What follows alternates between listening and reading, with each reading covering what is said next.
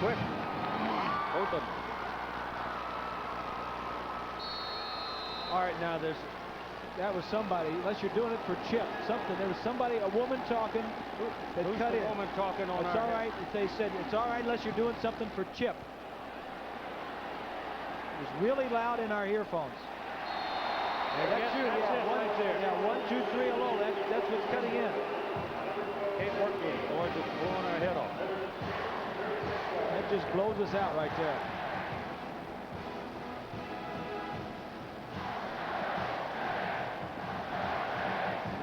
Good field position, huh? MSU gained how much on field? 20 yards on field position? 16.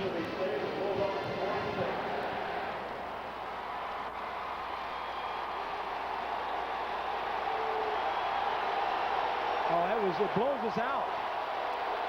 It blows us out when she comes on. And you're really loud yourself when you come on. Yeah, Chip, you just blow us away, too.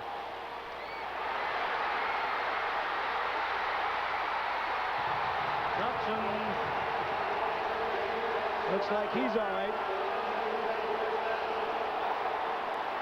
Started where? 46?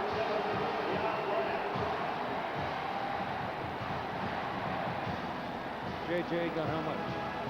21. For 21. Face mask. 5 yards from the end of the run. First down. At 5. First down on UT 28.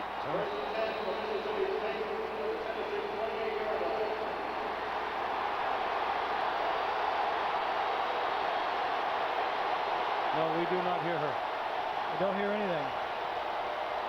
Do not hear her. That's very good. Thank you. It is really a boomer.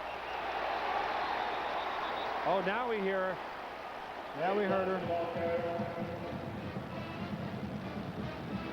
I mean, and we hear her really loud. It's about to blow our ears off.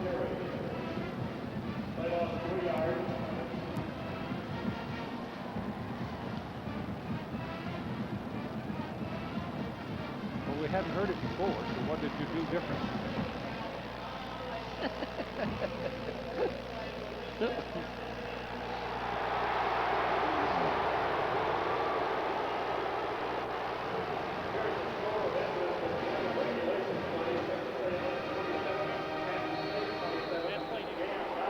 Didn't count. Which play?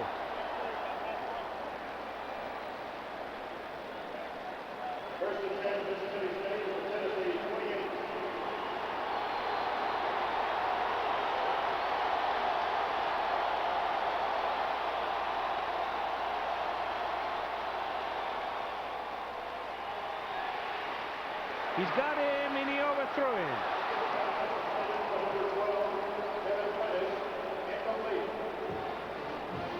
Working on Johnson again.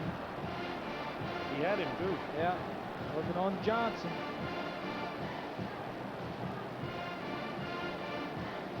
Prentice on Johnson with a little motion. Boy, this whole system is hot now. What the hell did you do? The whole system is red hot.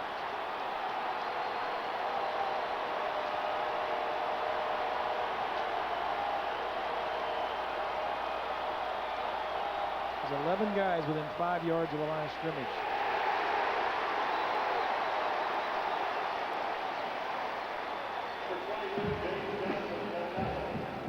Westmoreland. A&M's going to win this game, boys. Look at that. Was that the first play of sudden death? Down on the 6-yard line. Second play. Third down. First and goal. First and goal. Kick a field goal and win it right now.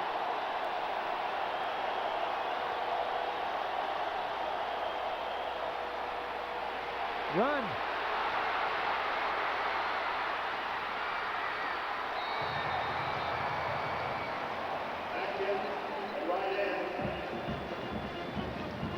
Fourth down and 2.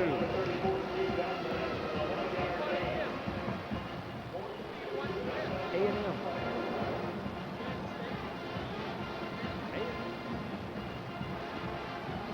going to get a ball game yet?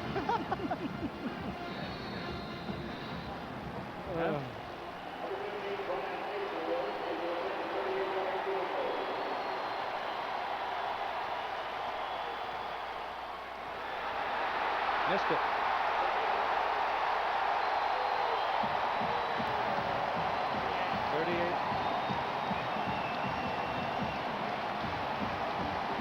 That ain't very good, is it?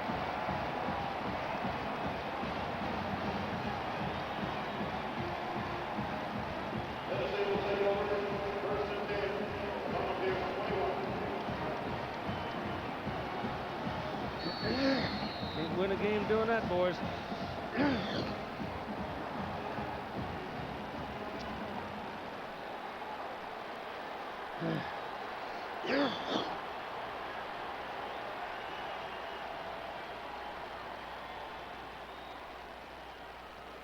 There he goes, deep.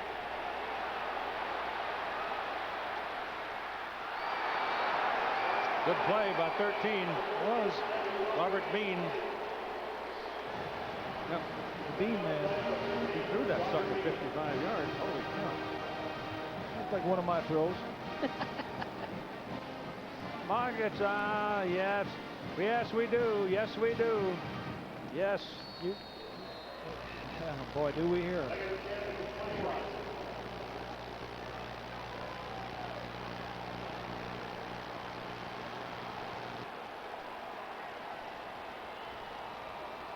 What happened there?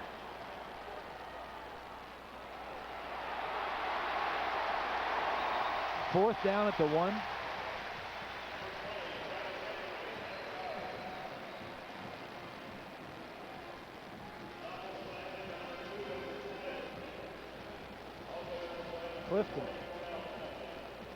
Clifton's got an ankle.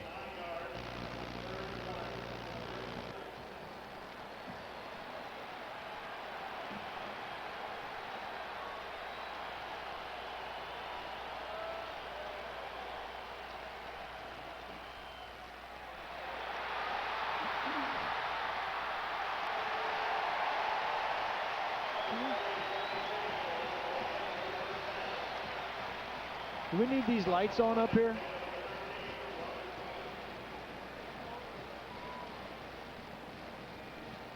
Can we cut these lights? Yes, we hear you. Yes. Turn those damn lights off. Thank you. Thank you. Phew, idiots. Can't get anybody to do anything.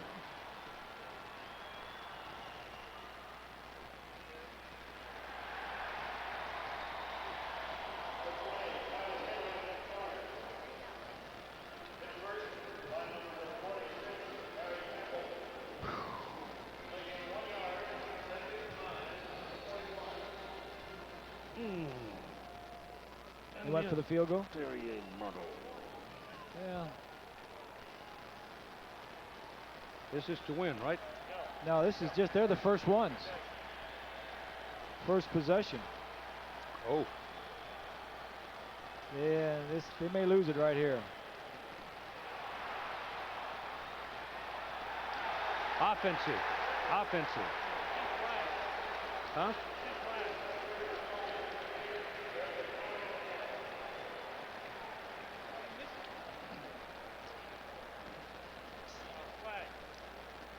You know the pronunciation that is Robertson. Not Robertson. It's I thought it was Roberson. No, it's Robertson. Who told you? The SID the other day on the phone. Sure? Yep. Because I heard the announcer call him Roberson. Well, I even marked it. Did you? You don't pronounce the T. Robertson.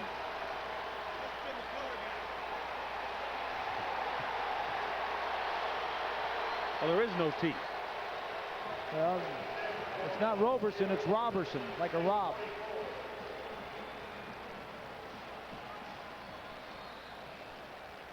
Yeah, they got 3 points. It'd be in there, Hoss. He gave me something new. But after all these years, would I lead you astray? Yes.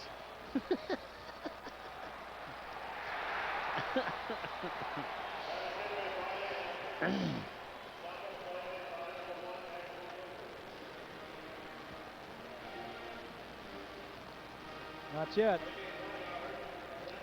Not yet. Not yet. Not yet. I don't hear.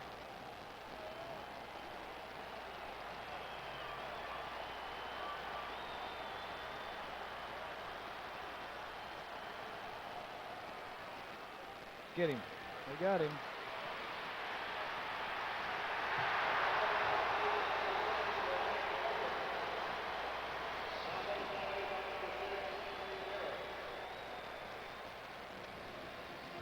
Copeland.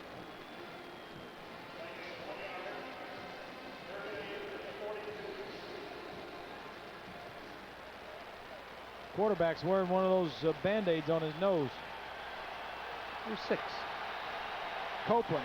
Yeah, I was blanked out for a minute. Couldn't think, save my life.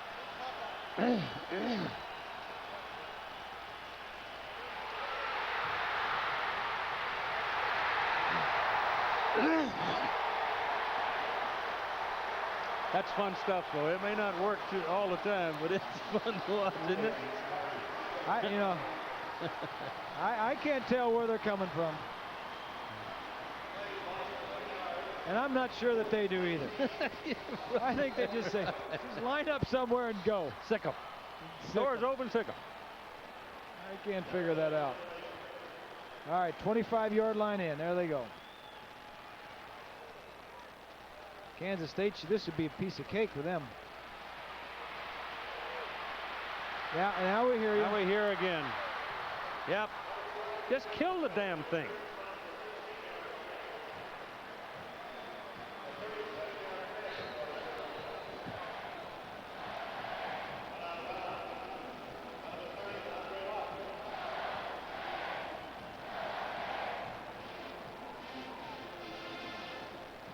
The only way Kansas State loses that right there is if they turn it over.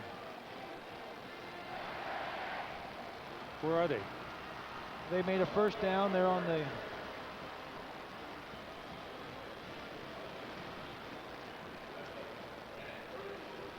first and goal on the 6. Hickson's back, huh?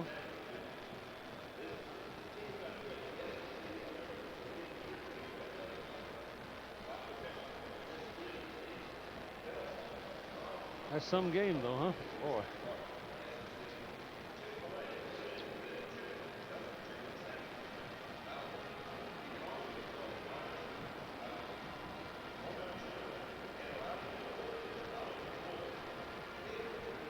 We can hear in the back. I hear you fine. I heard the last one, somebody saying, cameramen still hear me? I hear low in the background.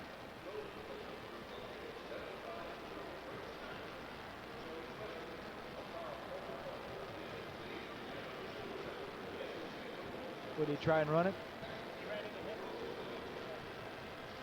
Yeah, he's got to, yeah. Oh, geez. Hickson's got to get out of the way.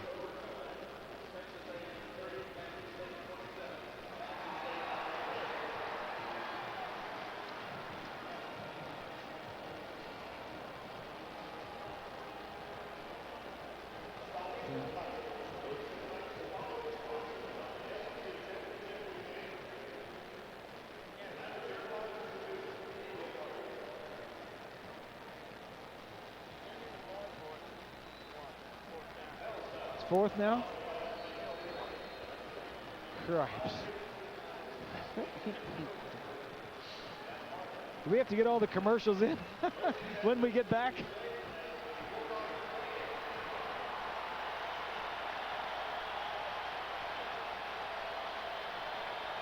Good. Dr. Pepper. All right.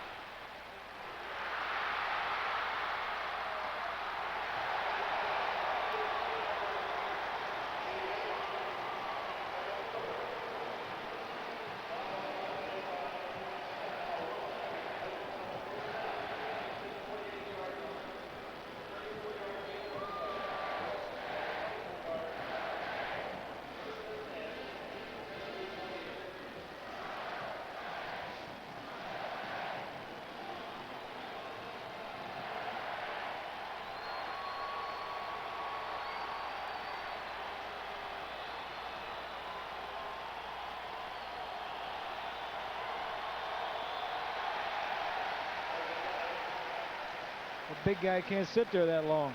Nope. 328 pounds on 3 points. He can't stay that long.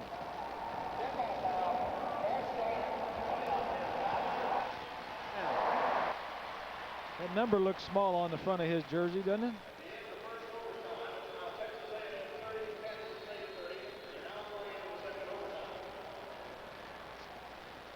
Well, they're asking a redshirt freshman to do a lot, too, under these circumstances. Change the play, call the play, and all that nonsense. Call the damn play and run it.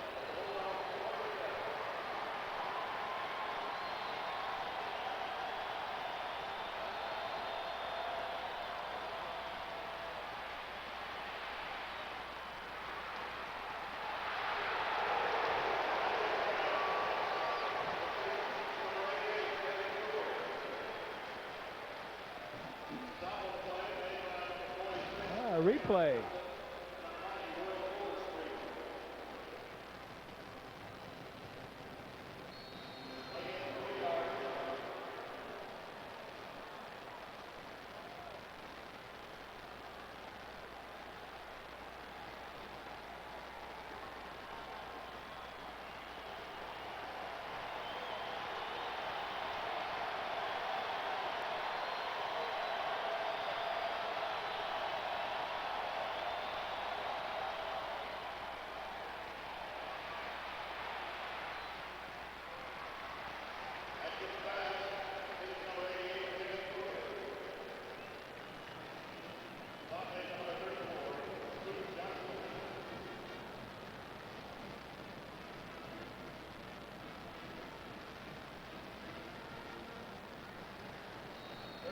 We hear It's awful. loud, It's just awful. killing us. That's as bad as it ever was.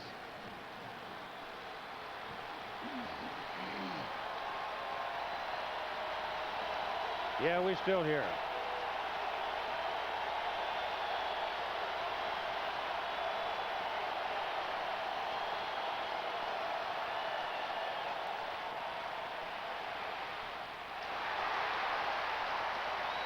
Pressure, pressure, pressure.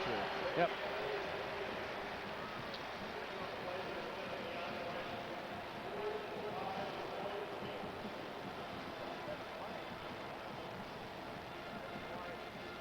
Kelly, Wyatt. 7, Wyatt.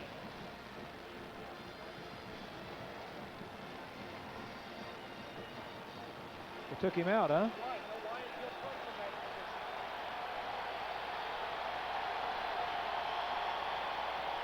Punt. Yeah. Well, they know it.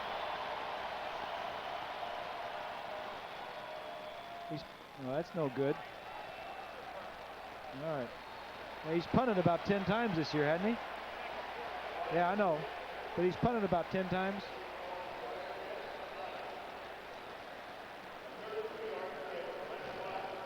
What's taking these people so long to play the rest of this game? Why don't they get on with the next overtime?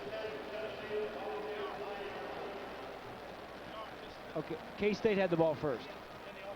Okay.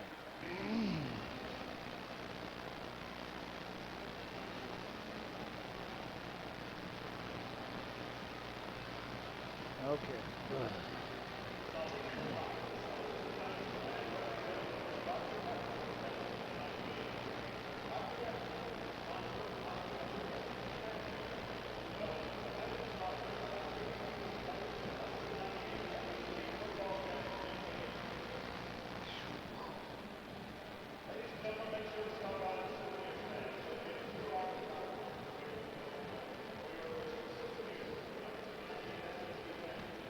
Yeah.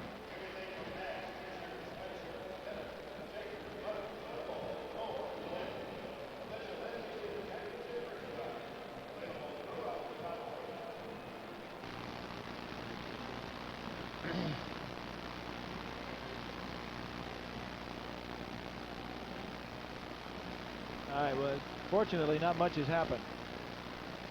Yeah. State missed a field goal. And they've punted twice. 2 punts. Okay? I'll just say that.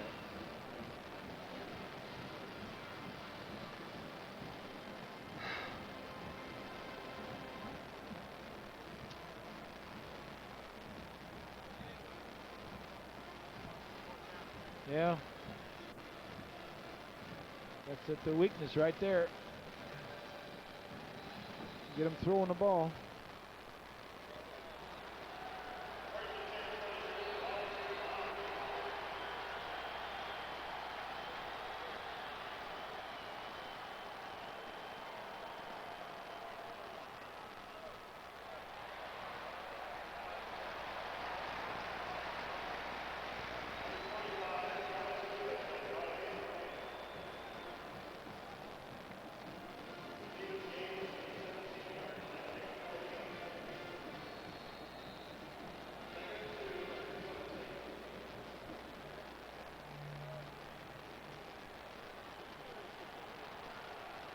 I know. I know. Isn't that the truth? Oh, the old fullback got a carry. And the money, old William Bartholomew got to see the ball.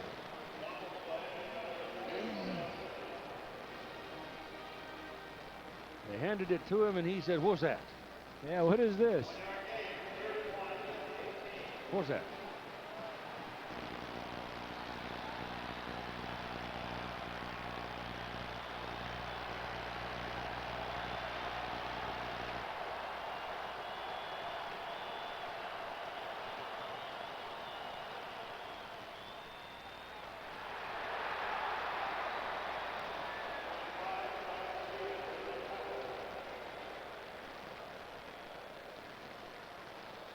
Man, these suckers are quick. I mean to tell you, they're quick. Both sides.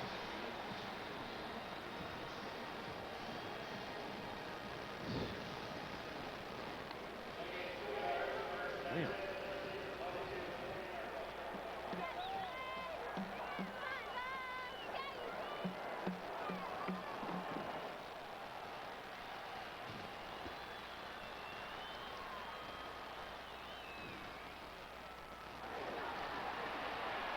Where are you going? Nowhere. That's that hot dog Wilson.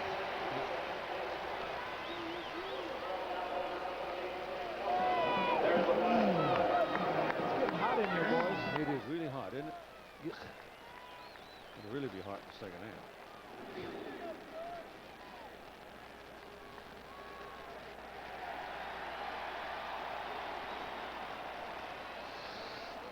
Oh, wow. Can I have a nap?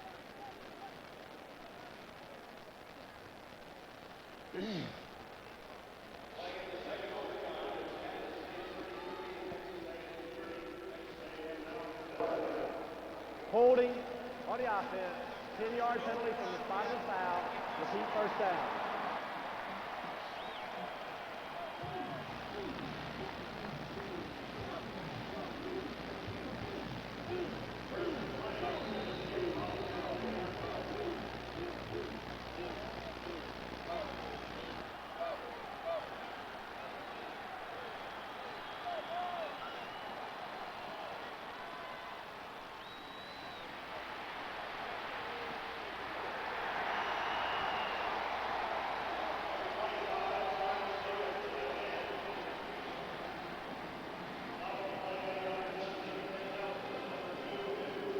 That 176 pounder got about 4 tackles.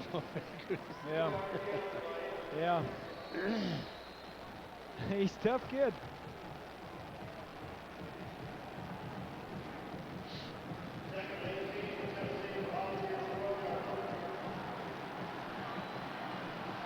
Second down and 18.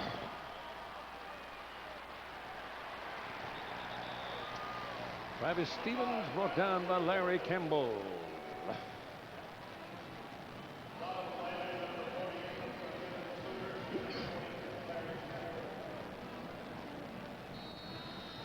Look out. Oh. Made a good play for it. Third down, boys.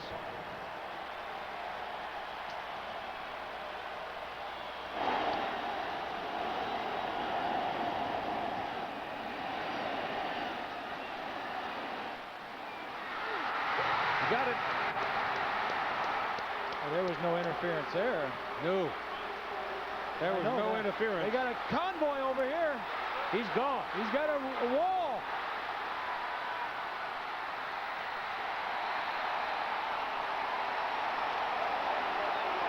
He's got another flag way over there in the middle of the field. That's a dumb flag. Well, that's a Mississippi State foul. That's a dumb flag there. 2 of them.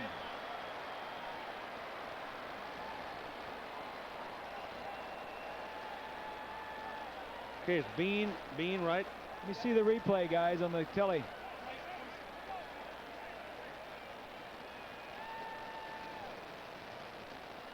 Telly, let me see the replay on the telly. How long was that, Mark? We didn't wait to see. I don't know. Depends on whether you start the penalty. He had it controlled about the 30, 29 to 30, yeah. Depends on whether the flag. 3rd and 17 over there. Be a long field goal to tie.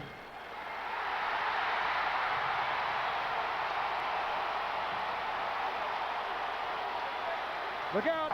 Look out! During the play, pass interference. Touchdown. Touchdown. A&M wins. Hello, Florida State. Hello, Bobby Bowden. Can you believe that?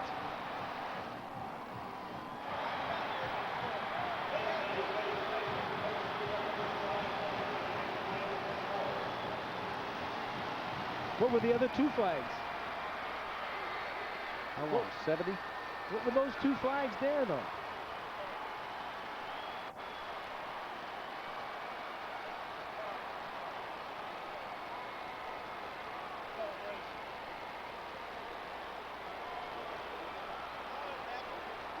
Celebration.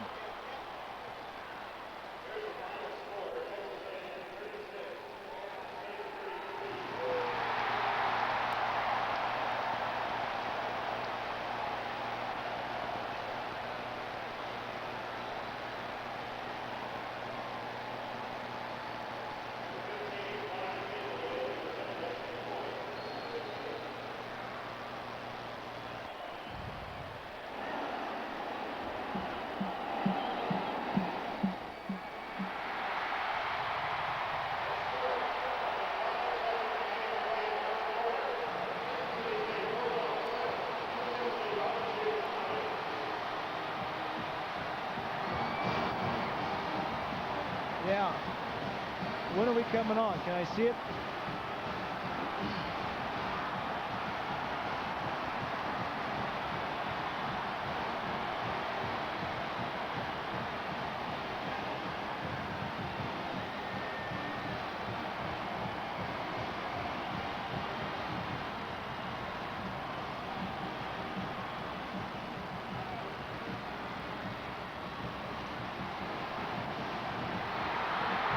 Bean's name?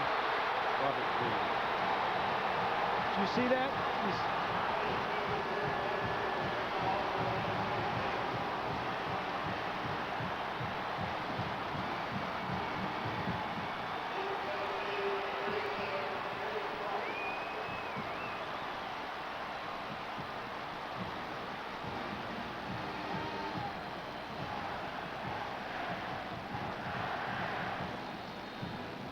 Guy was looking at the ball, Grayson never looked at the foot.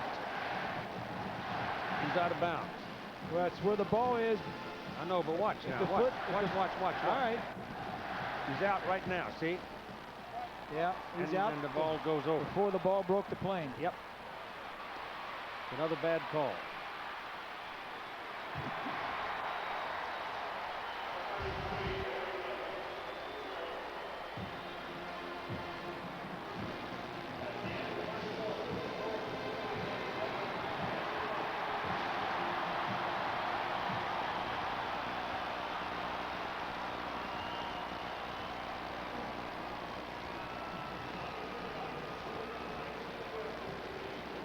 He's out of bounds. Before the ball went over.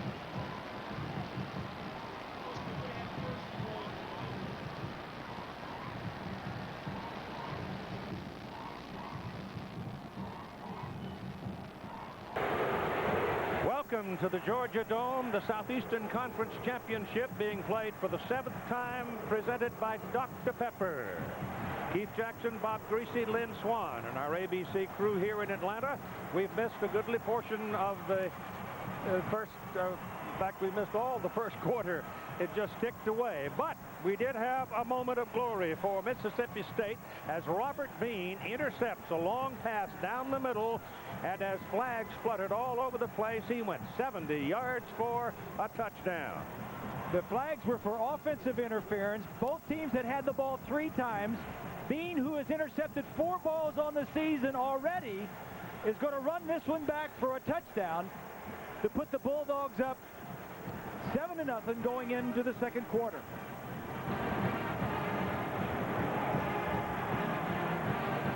Bill Fulmer bringing his undefeated Tennessee Volunteers into this ball game for the 2nd successive year, and thinking obviously in the back of their mind about going on to the Tostitos Fiesta Bowl in Tempe, Arizona. The Dr. Pepper game summary: the Mississippi State Bulldogs missed a 38-yard field goal. Then they had the interception return for the touchdown. Tennessee has had 3 possessions. They've gained 33 yards. T. Martin so far has had the interception, and he's 2 for 5. It has been swarming defense on both sides, and in particular on the Mississippi State side, where they've had as many as 9 people in the box. You really haven't missed much. It's been a defensive battle. We showed you the only highlight there was, the interception return for a touchdown by Robert Bean.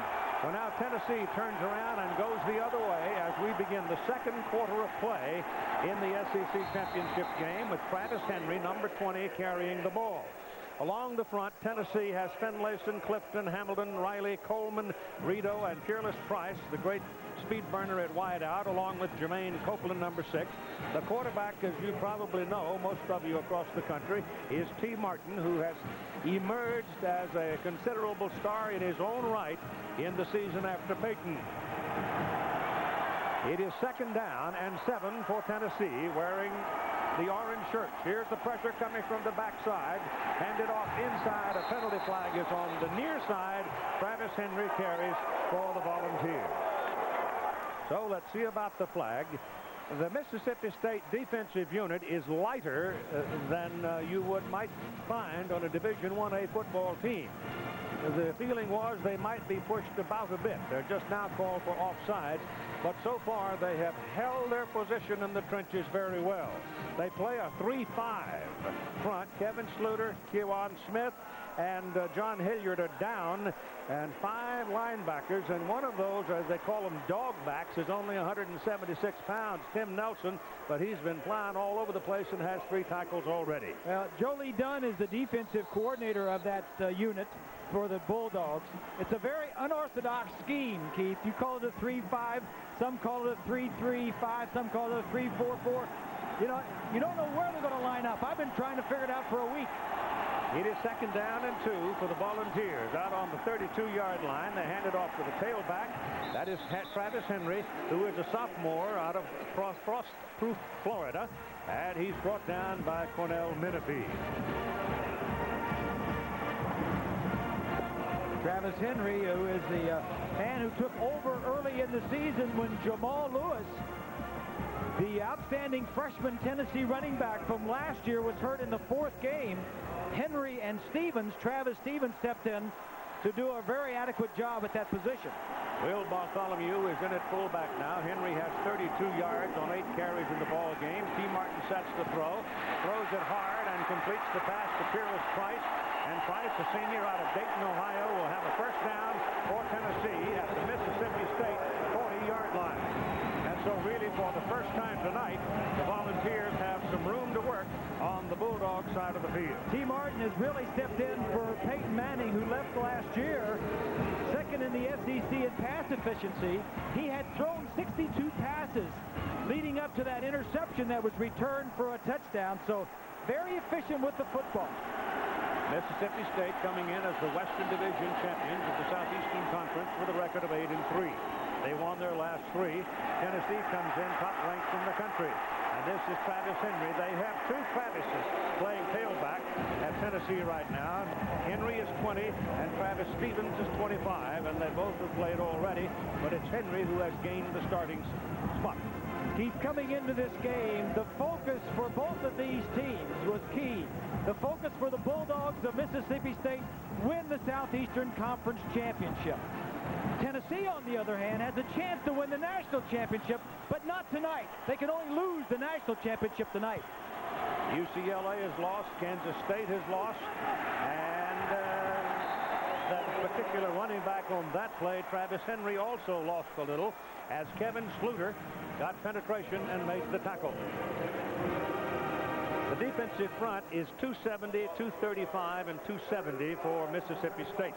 And they're in there against 300, 315, 295, 295, and 315. And when you're outsized like that, you better be moving.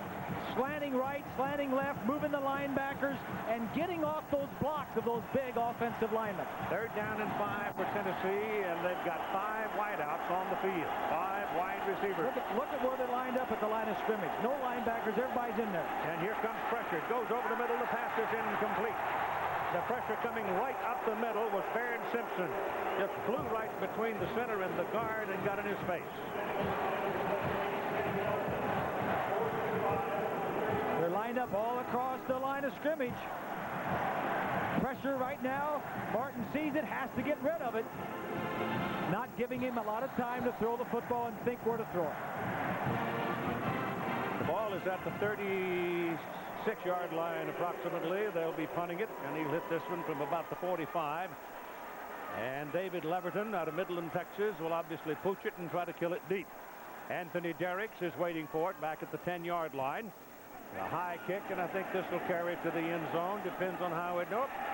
They slap it around, and they kill it inside the 5-yard line. So the Mississippi State Bulldogs hold them, but they're in poor field position. Back after this message and a word from our ABC station. Bulldogs have the ball at the 4-yard line, 1st down. They lead in the ball game by a score of 7-0 over Tennessee. Across the front, Mississippi State goes 325, 292, 280, 328, and 327. I mean, not only big, they're whoppers. They are battle. And they play tight split. Got to run around it. Hard to get through them going north and south. New running back into the ball game. It's Chris Rainey. He pops out of the pack and gets up across the 20-yard line. And that'll be a 1st down for Mississippi State. Jackie Sherrill, the coach of the Mississippi State Bulldogs, his 8th season. His record is 49-40-2 coming into the game. His 21st year as a head coach. His record are stretching over the years, including Texas A&M, Pitt, and Washington State, 154, 85, and 4. He is what you would call a wily old veteran. Bill Fulmer, on the other side of the field, watching his defensive unit, has done a brilliant coaching job this year in bringing his volunteers to this point undefeated. Well, you can say that again. Penalty flags fluttering all over the place. Phil Fulmer is Tennessee to the core. Born and raised in Winchester, played offensive guard at UT. There as a grad assistant, went off to Wichita and Vanderbilt, realized the error of his ways, and came home to Knoxville, and he stayed there ever since. This is his 7th season as the head coach. And you saw in those 7 seasons, he is the winningest active coach in Division I football. Now that is saying something. 65-11. Illegal procedure call goes against Mississippi State, backs them up to make it 1st down and 15. The ball is on their own 16-yard line. And if you just checked in with us, you heard right. Mississippi State 7-0 in the 2nd quarter of play. We missed 1st quarter because of the overtime game in the Big 12. The ball is in the air, and it is intercepted by Deion Grant. Look out. He's got some help. And he's out of bounds. Down around the 20-yard line, shoved out by Floyd Womack. The quarterback, Wayne Madkins, had nothing on it. He threw it up there. It turned over and fell like a wounded goose. And the interception almost resulted in a touchdown. Madkin is a redshirt freshman making his 9th start of the season. Throws this one up number 7. Grant reads it all the way, the free safety. And this big tackle, Womack, gets over there and almost makes the tackle. Prentice, number 12, tried to strip him from the ball. So the Volunteers now with a big, big opportunity. They're first in the ball game. Martin turns and hands to Travis Stevens. And Stevens gets to the outside and goes inside the 15 to the 14 before Tim Nelson brings him down. David Cutcliffe told us that what Tennessee was going to try and do was not run so much inside on this Bulldog defense because of all the stunning and all the unorthodox play, but try and run around all of it and get wide most of the time. Second down and 4 from the Mississippi State 14. Ball goes to the tailback again, and Stevens pops into the middle, gets a yard as Nelson butts heads with him.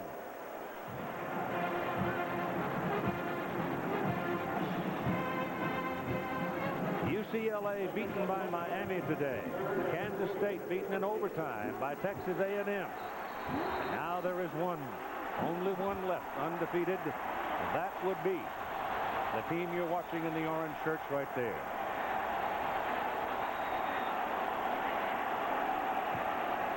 Third down and 3. Martin, pressure, throws, has a man, pass complete to Fearless Price. And Price is out of bounds at the 5. It's first and goal, Tennessee. Now it looks like the Volunteers are finding a little rhythm. Well, the defense set him up with the interception and getting T. Martin outside the pocket. Fearless Price goes in motion. Gets him the ball, picks up the first down. Inside, all right on the 5-yard line.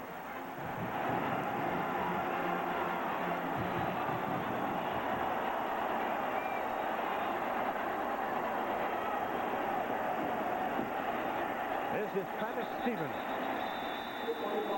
And he'll be at the 3 or close to it.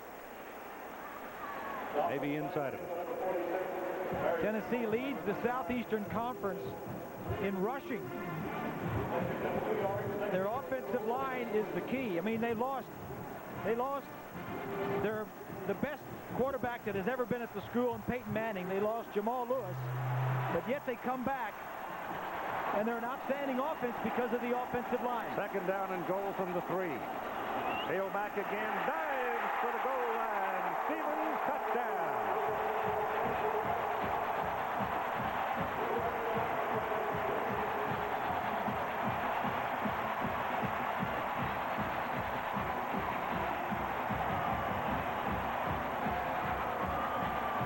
Take a look from behind the defense and watch the surge of the offensive line.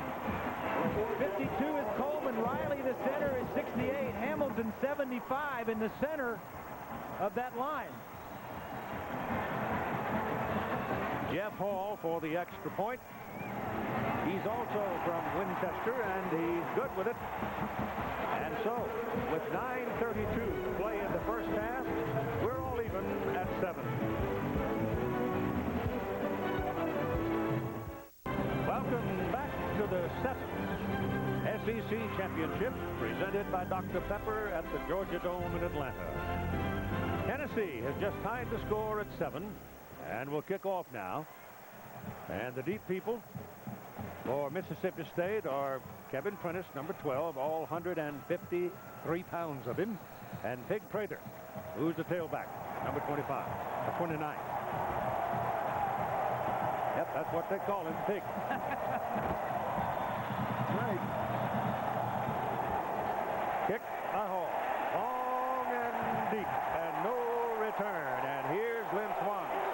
Well, Keith, you know, attitude is so important in a game, and sometimes you get a little luck with that attitude before the game. In the case of this SEC Championship, the Colts are going to play the Atlanta Falcons tomorrow. What does that mean? It means that Peyton Manning is staying in town and happened to be staying at the same hotel as the Tennessee team. He arrived, had a chance to see the whole team before they came here, gave them a little pep talk, fired up the entire football team. But keep in mind, he talks to T. Martin, Pete, probably once a week ever since the season began. So he has a presence and involved making sure this team is ready to play. Pete? Mississippi State ball, first down at the 20-yard line. J.J. Johnson is back in there at tailback now, and the ball is given to Johnson, and he's mugged 2 yards short of the line of scrimmage by Al Wilson. It's Wilson's first hit of the night. The Colts are playing the Falcons, as Swanee mentioned, and yes, in today's paper, or yesterday's paper, I guess it was, at 4 o'clock in the afternoon, there was close to 17,000 tickets still available for that ball game. This one is lock, stock, and barrel sold out. You think some of those volunteer fans might stay over? They'd stay, yeah. They probably will. Second down and 12. Is it Johnson again? Bounces outside. He's 220-odd pounds. He's a good one. And he gets the ball out across the 30 to the 33-yard line behind the blocking of Randy Thomas. James Johnson is probably the best running back in the country that you may not have ever heard of. He leads the SEC in rushing and the nation. He's 9th in the nation. He's 40% of this Bulldog offense. He's overcoming a shoulder injury, and more importantly, he's missed parts of the last 2 games with a groin injury. Told us yesterday he's about 95% healed and ready to play. He looked pretty good there.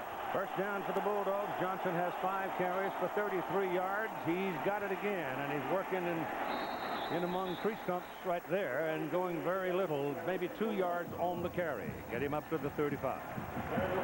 There's a penalty flag that comes late. And there's a volunteer down on the ground. It's Al Wilson. Al Wilson has been struggling with leg injuries for some time.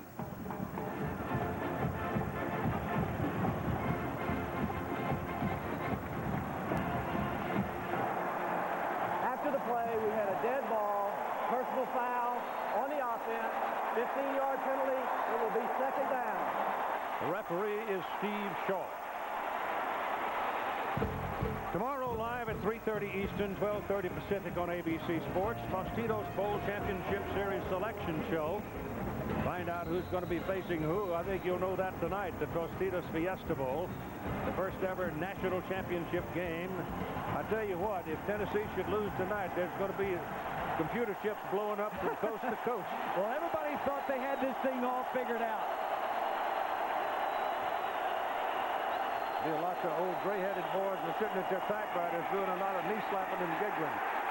That gain is up to the 20-yard line with Johnson taking the ball, and a penalty flag follows the play.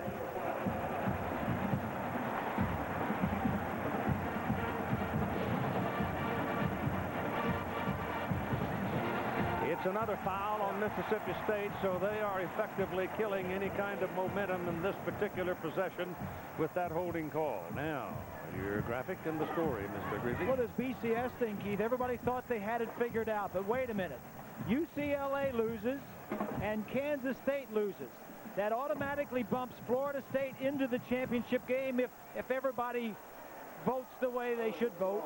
Now Ohio State. If Tennessee should lose, you would think Ohio State and Florida State would bump up into the championship game. So you think the Buckeyes are becoming big Mississippi State fans here tonight? I'll tell you one thing. I bet you Bobby Bowden pulled a hamstring jumping around watching that game. Well, Phil Fulmer knows full well, and his players know full well, they've got to win this game first in order to get to the Fiesta Bowl in the championship game. Ball will be on the 20 now, and they want to have them in third down position so they get one snap at 3rd and 24, and then they'll have to kick it away. And now Mississippi State's young quarterback, the redshirt freshman Matkins, burns a timeout. So with 7:46 to play in the first half, we're tied at 7.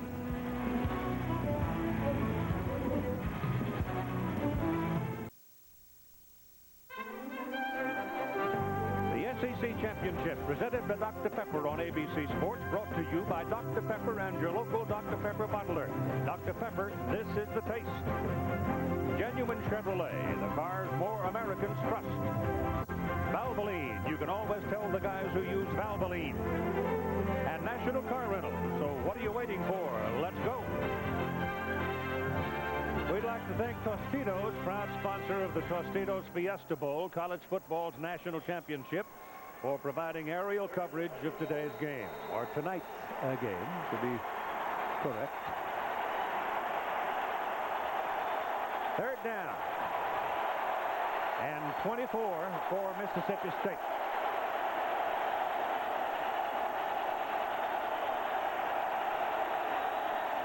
Pressure coming.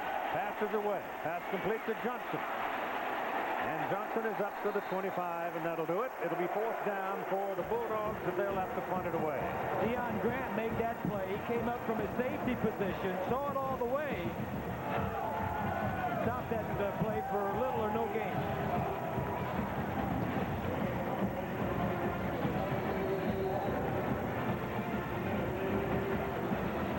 Jeff Walker from Grenada, Mississippi. Punts it out of there. It's a good one. Copeland dropped in his tracks at the 32-yard line. Coming down in a big hurry, Eugene Clinton to make the tackle. Now time for the Aflac trivia question. This week, which was the last #1 team Mississippi State defeated, and in what year? No. I don't know. Oh, okay. I didn't know before I knew. Well, they put it in between the markers. Let's officially call it the 33-yard line, and you got Travis Henry in there at tailback now for the Volunteers. Martin turns and gives it to him, and he kept it, and he throws, and it's complete. And Jermaine Copeland got away from a tackler, got away from another one, and the penalty flag goes down as the Bulldogs finally get Copeland down at about the 33-yard line, and that's going to add on some more for the Vols because there was a face mask grab. Well, he faked you out with the play action fake, Keith, and he did a lot of the Bulldogs as well.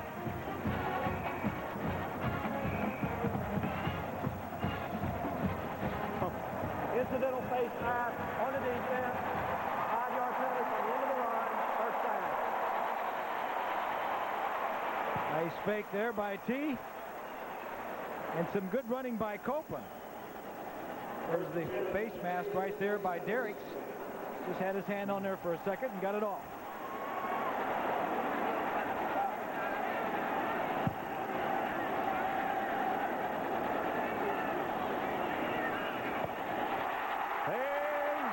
Complete to Price, and Price almost got loose for the touchdown. They put him down at the 7-yard line where Anthony Derricks made the tackle.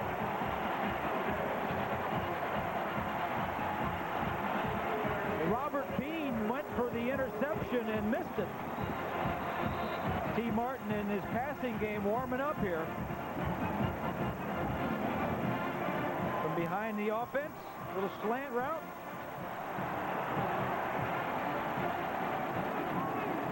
Kind of a dangerous throw.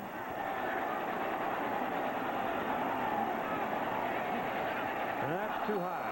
Hard and high. High and outside. Cedric Wilson was over there. Wide open to the wide side of the field, and the defensive back was playing way off of him. The reason he missed that one, Keith, was probably because of the defensive lineman, the defensive end, and the offensive tackle were probably blocking his vision, and probably his hands were up, so he couldn't have good vision, and he had to throw the ball out there quickly. And he erred on the side of safety.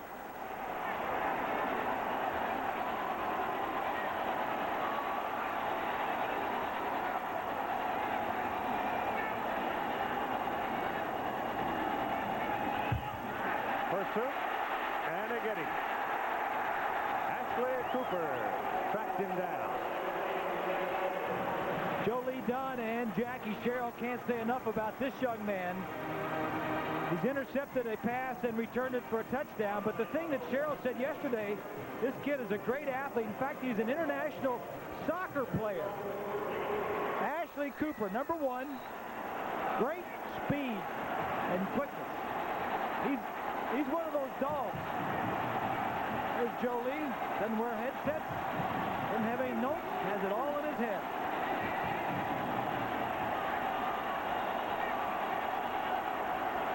Shotgun, Martin. to the corner of the end zone. Fade route long, way over the head of Copeland. And Cooper was coming again and got a piece of him. Yeah, there wasn't anybody in the center of the field. They were either covering the wide receivers or they were coming after T. Martin.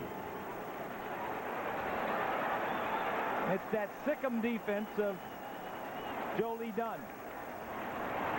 Jeff Hall, field goal try. As he stands there, he is the all-time SEC scoring leader with 366 points. This is a 31-yard try. It's good. So the Tennessee Volunteers go to the lead at 5:09 to play in the first half, 10-7.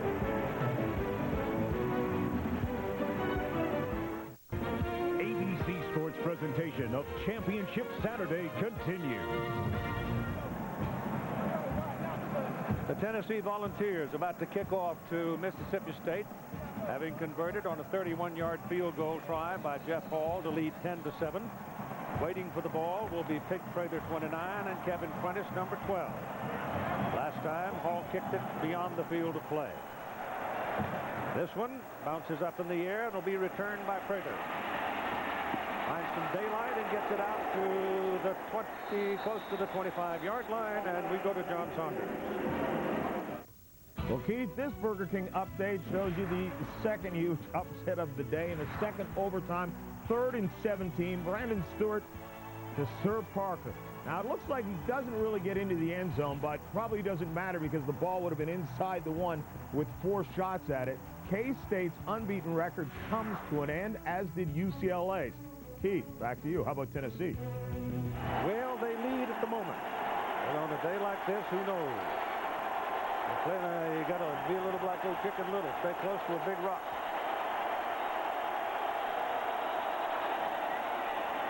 Atkins working out of the shotgun, can't find anybody and throws it into the ground, incomplete. Reggie Kelly, the tight end, was in the neighborhood.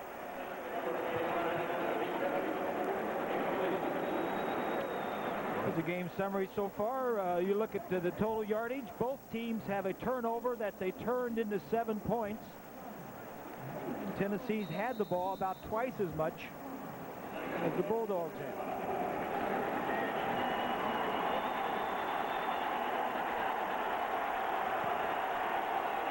Second down and 10 for Mississippi State.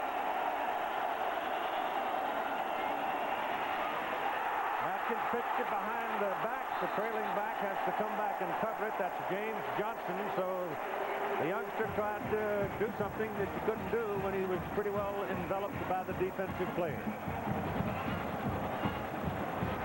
Watch, it's Terry, number 22, I think, that tips the ball.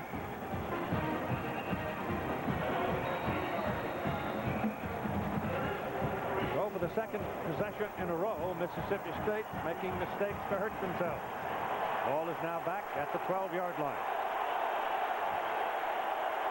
That was the time when the quarterback should have eaten it.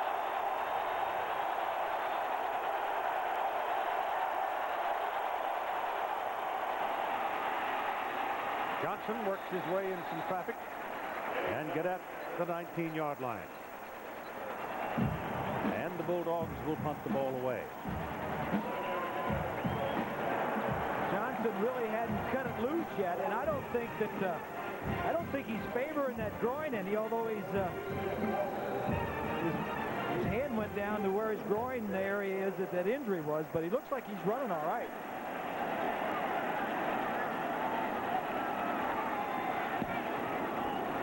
Punt is out of there by Walker. Good with punt. plenty of air under it.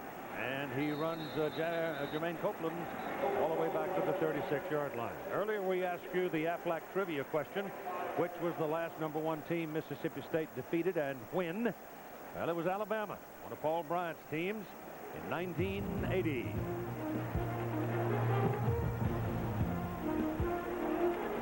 The score was 6-3. Were you there, Hoss? Yep. Billy Jackson covered the fumble. Mississippi State snapped Alabama's 28-game win streak. Did you talk to Bear after the game? I guess I was there. I don't know. 1980, I must have been. Bear hadn't been too happy about that.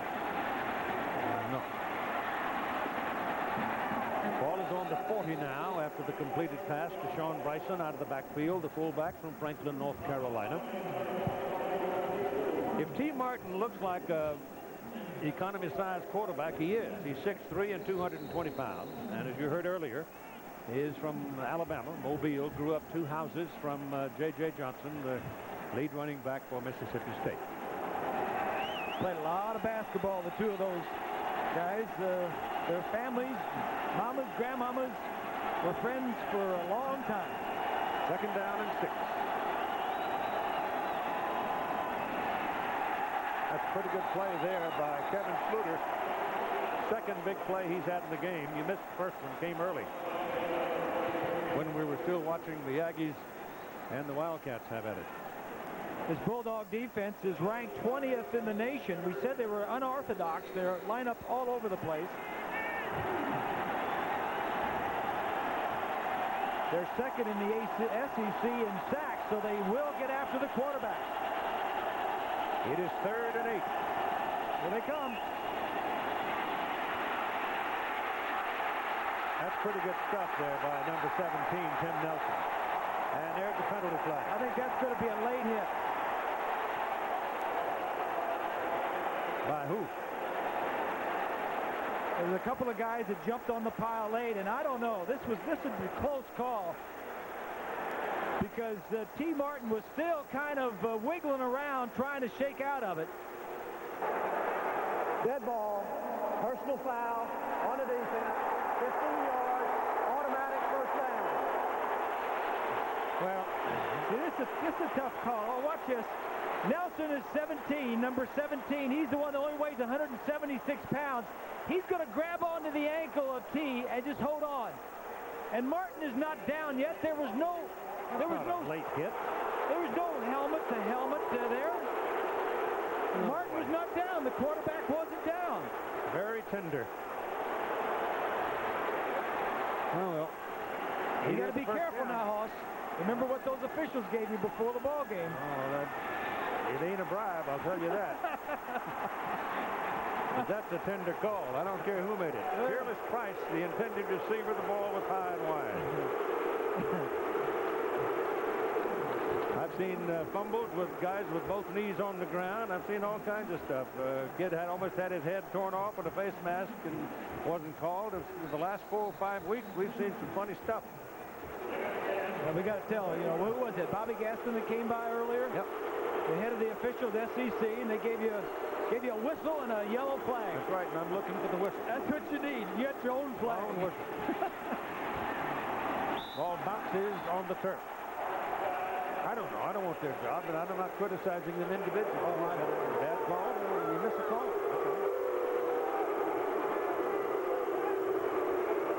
I kind of like what the Mississippi State Bulldogs gave myself. All this retiring. Oh, don't tell anybody now. Just wait. The commissioner's coming. Oh, okay. All right. We'll have to wait.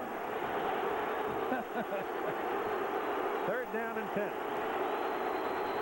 Yeah, I think that's terrific.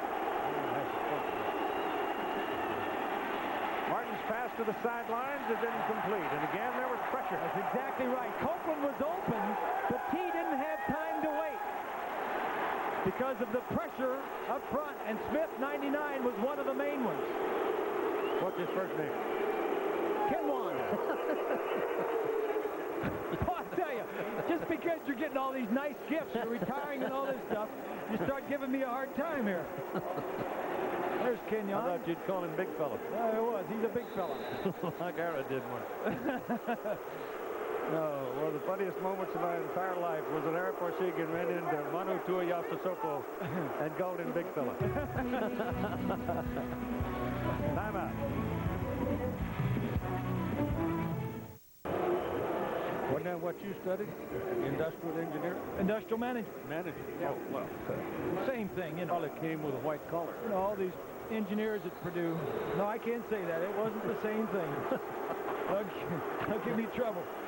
4th down and 10. Volunteers now will punt with David Leverton in to kick it. That's a good one. And it's Kevin Prentice circling under it, the 153-pounder. I'm telling you, he's not easy. And they take him down at about the 28-yard line. Well, the defense has played a big role in setting up the scores in this ball game. There's the interception by Robert Bean. He ran back for a touchdown, and there's Deion Grant. Sets it up for Tennessee. Both of these offenses like to run the football. They're 1 and 2 in the SEC in rushing the football.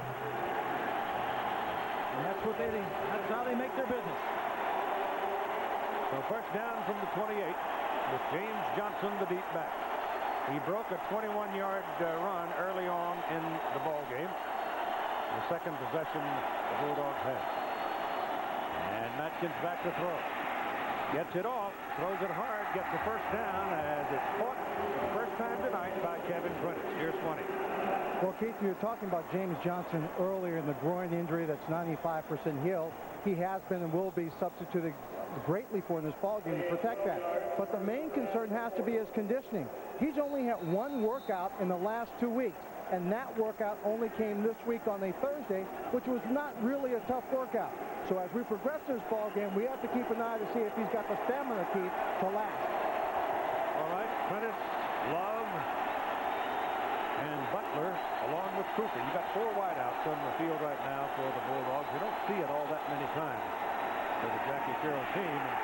Tennessee said, wait a minute, if they got all those 4 little guys out there, some of those big fellows that clinched in there, let's go from the outside and get him, and they did. There you go.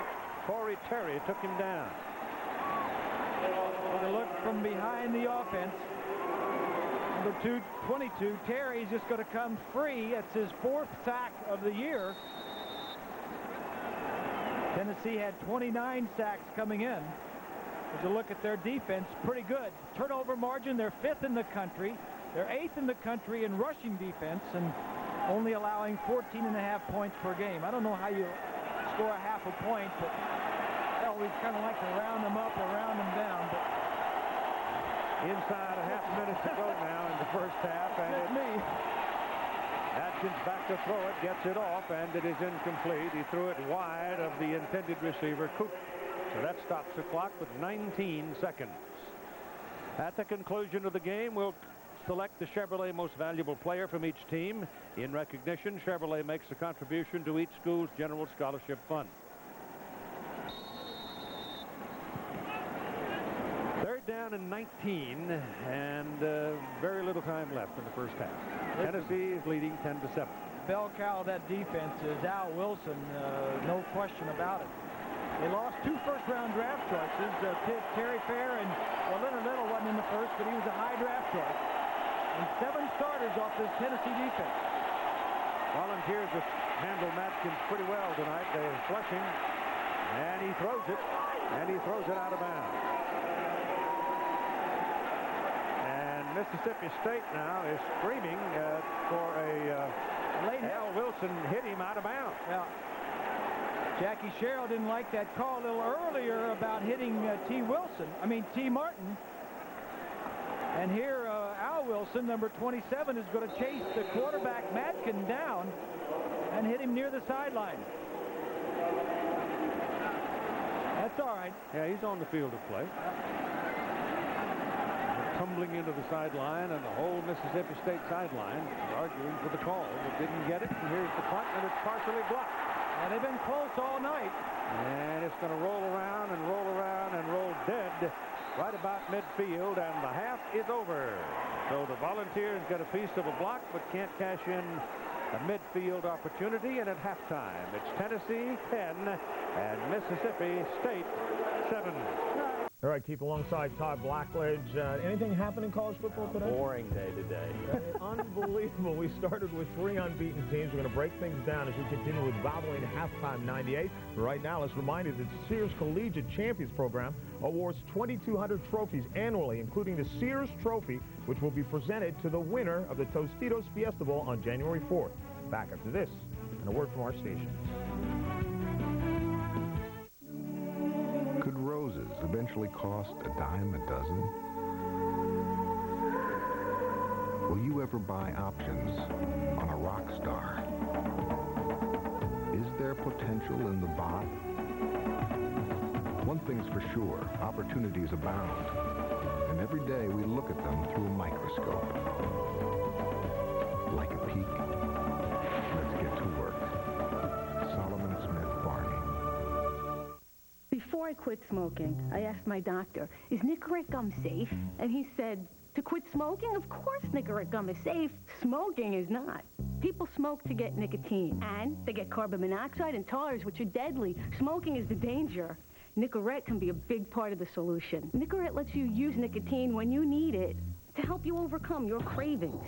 Don't hesitate for a second. Nicorette gum helps you fight your cravings, your habit, your way. You can do it. Nicorette can help.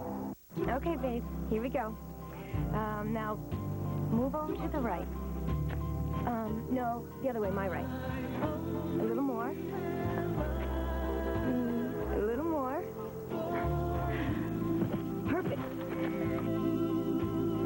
How was it? Beautiful. If you think the Cavalier looks good, wait till you know it can go up to 100,000 miles before its first scheduled tune-up.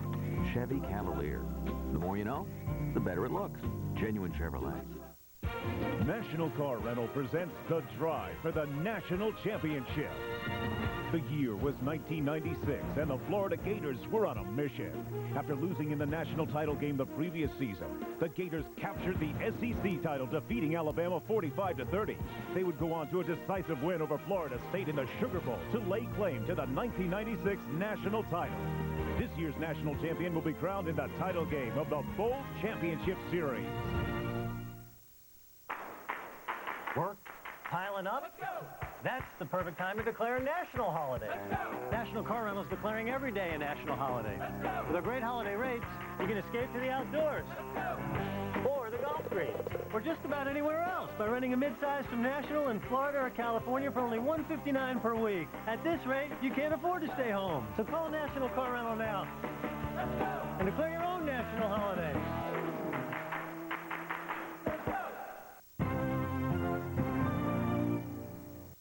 I'm Val Bracey with this ABC 26 News update. Tonight, police look for a cab driver's killer. Plus, the polls pack them in for Proposition 1 and a cleansing by fire? You could say so. More news at halftime. Universal Furniture's Holiday Home Sale, a name you can count on for today's lifestyles reduced 30 to 60%. Exciting Mediterranean queen-size beds, $4.99 and $6.99. 18th century cherry rice beds, $4.99. Warm country oak dining group, $6.99. Decorator items for any budget. Buy now with 0% interest, make no payment till June, and receive a free Save a Center turkey as our holiday gift to you. Universal Furniture, putting you first by saving you more.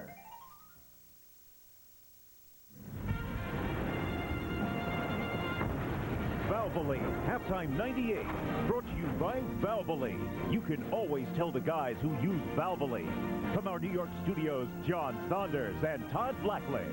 10-7, Tennessee has the lead. You thought Tennessee would handle this game quite easily. It hasn't turned out that way thus far. No, it hasn't. This has been the day of the underdog. Mississippi State playing inspired right now. And Joe Lee Dunn's defense, they're very unorthodox. They bring a lot of different kinds of pressure. They've created some confusion for T. Martin, but still a lot of football left to be played. Throughout the season, we have heard the naysayers talk about, oh, no, you're going to have 3 unbeaten teams at the end of the season, and coming into the day it looked that way.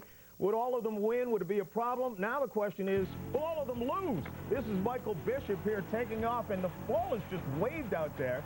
He ends up getting hit, loses the ball. It's recovered by Anthony, and Texas A&M goes to work. Brandon Stewart, 9 yards to Sir Parker. Stewart looked excellent today. Yeah, he really did. 324 yards passing and 3 touchdowns. Here the two-point play, a critical two-point play. They had missed one earlier in the ball game. This tied the game up at 27 apiece, would send it into overtime. Michael Bishop here on the final play of the game, looking for everything, tosses the ball about 70 yards down the field. It's caught, but they can't get it into the end zone, so we go to overtime. And in the second OT, Michael Bishop looking on. They had the field goal, their second field goal.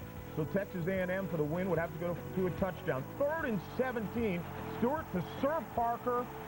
Does he get it in? It doesn't look like he got it in, but still a great play call. They had problems covering that play. They brought Parker out of the backfield, motioned him out through the quick slant. They had some big plays out of that. Dat win another huge game defensively. 17 tackles in the ball game. Michael Bishop Pretty fair day for him, too. 442 yards of total offense, but it wasn't enough for the Wildcats. Brandon Stewart, 324 yards and 3 touchdowns passing. And after the game, Coach Snyder, of course, extremely disappointed. And the pain that comes from this is there because there was such an investment, such an emotional investment made by all these young people. Far greater than most could ever imagine. The theme to both of these upsets today, the points that the teams who lost gave away. 15-point lead for Kansas State. UCLA had a 17-point lead against Miami. Looked like they would walk on to the Fiesta Bowl as well, but didn't turn out that way. Cade McNown coming up passing 60 yards here to Brian Pauly-Dixon. You could not fault the offense of UCLA today. No, it looked like they were on their way to outscoring another opponent, but Scott Covington in Miami had other ideas. Here, Covington 30 yards to Mondrell Fulcher for the touchdown. But again, Cade McNown was on target all day. Critical play here. Melsby is hit by Edward Reed. The ball comes out. It's ruled a fumble. Very controversial call. You see as Melsby is hit, the knee is down before the ball comes out, but it's called a fumble. It gives Miami another chance in the ball game. And one of the reasons why Miami had Bob Toledo shaking his head was Edgerrin James. They simply did not get a hand on him, and when they did during this game, they couldn't bring him down. Cade McNown then trying for it all. Last play of the game, throws it to the end zone. It's incomplete, and UCLA scores 45 points and loses 49-45. Their 20-game winning streak comes to an end. Those are the players in Arizona. See, their hopes of going to the Rose Bowl go out the window. But again, the defense of UCLA was horrendous. They gave up 689 yards, nearly 300 rushing to Edgerrin James. Poor tackling performance today by UCLA, but you couldn't fault Cade McNown. 513 yards passing, 5 touchdowns, also ran for 1. But the poor defense that had hurt UCLA, but not hurt them too bad all year, really came back and got them today. And Bob Toledo admits, hey, your defense plays like that, you don't deserve to go to the national championship game. I think there were a lot of turning points. You know, the 2 turnovers that we made, I think they scored on both of them, which we call that sudden change. We practiced that hard, and Miami did a great job of capitalizing on our mistakes. We knew if the ball was in their hands, offensively, we just felt that they were going to score. I mean, they had done it all day. I think they punted maybe twice, and both times we took it down and scored. And it's like, you know, I mean, we knew that if they got the ball, it was going to be tough. We just couldn't get them stopped. Our defense didn't play very well, and obviously when you don't play very good defense, you don't deserve to be a national champion. And you talk about the ups and downs of college football, you just have to go back a week to find out up and down for these two teams. Yeah, that's a lot of character shown today by Texas A&M and Miami. Both teams suffered tough losses. Miami got blown out. Texas A&M lost to their bitter rivals. Came back, showed a lot of character in winning today. All right, now everything is wide open. Tennessee, of course, right now controls their own fate. But here's a look at the BCS standings. It's not automatic that these votes are going to go to Florida State and Ohio State. The polls could change, the computer rankings could change, and it's kind of ironic that we came to this system to avoid a vote deciding who the national champions are, but the polls really could change things tomorrow. Yeah, there's nothing guaranteed. The only thing that we know for sure, I think, right now is that if Tennessee can hold on and win this football game, they will be one of the teams in the Tostitos Fiesta Bowl on January 4th, but the other one still up in the air. UCLA could still be in that hunt even with that loss. We want to remind you that coming tomorrow at 3:30 Eastern Time, that's when we'll unveil everything that's going on in the Tostitos Bowl Championship Series Selection Show. We'll tell you who's going to the Fiesta Bowl, who's going to the Nokia Sugar Bowl, who's going to the Rose Bowl presented by AT&T, and the FedEx Orange Bowl, also the CompUSA Florida Citrus Bowl. Right now, Tennessee's trying to ensure their spot in Tempe. Travis Stevens, 2 yards out. They lead it 10-7. Plenty of work left, though.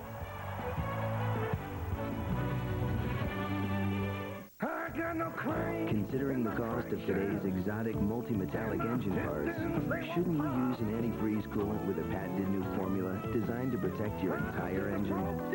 Zerex Antifreeze, extreme protection for today's engines. So close. Fast. The Remington Microscreen 3 gives you 3 things no other shaver can. Our most powerful motor, 150 cutting edges, and 3 flexing microscreens, guaranteed to get you smooth. The Remington Microscreen 3. Ponder this. What makes chili's awesome dawson so awesome? It is chopped, battered, and the rest is top secret because only Chili's has mastered the art of the onion. You're born, you die. In between, you work on cars. We should all be so lucky. In a world of constant change, a solid foundation is the key to success.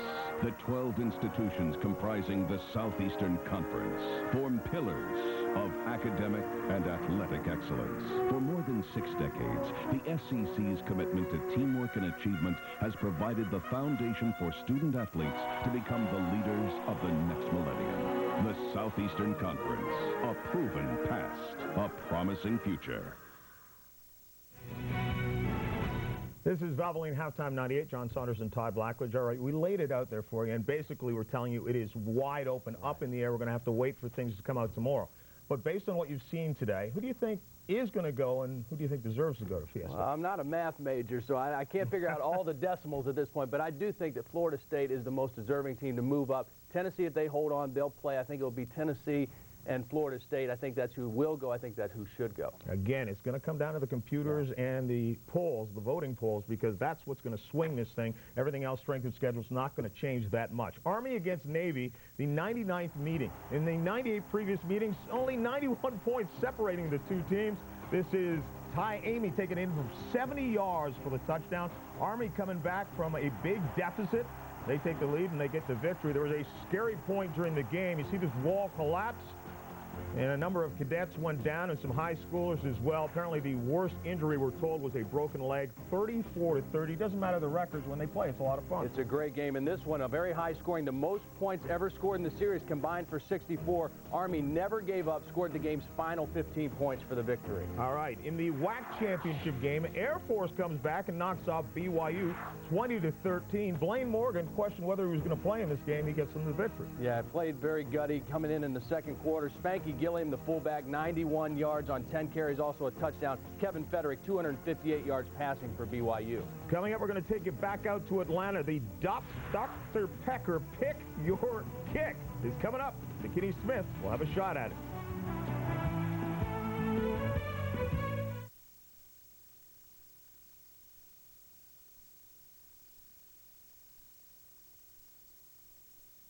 Their looks are as powerful as the performance they deliver. They are Yukon and Suburban, GMC's full-size sport utilities for $19.99. The dominating size, the muscular stance, and the fine detailing of a luxurious interior. It'll make you feel like you have the power to go anywhere. Feel the power. Drive a Yukon or Suburban by GMC. Your GMC dealer now has special Smart Lease or Smart Buy payments on Yukon or Suburban. So what are you waiting for? See your local GMC dealers today.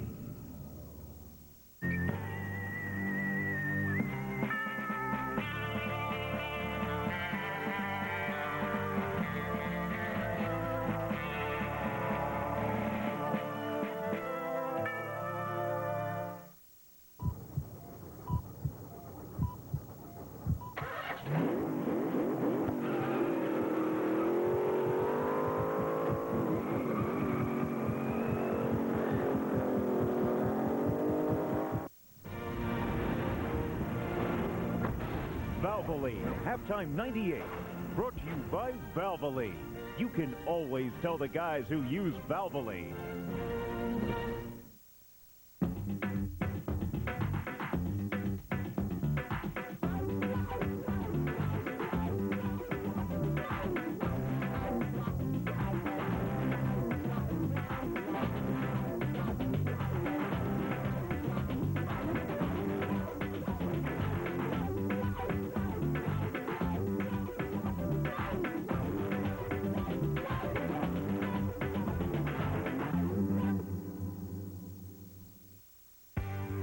Sunday, the holidays bring out the best in everyone. Are we a couple? I could fall in love with you all over again if I let myself. An all-new practice ABC Sunday.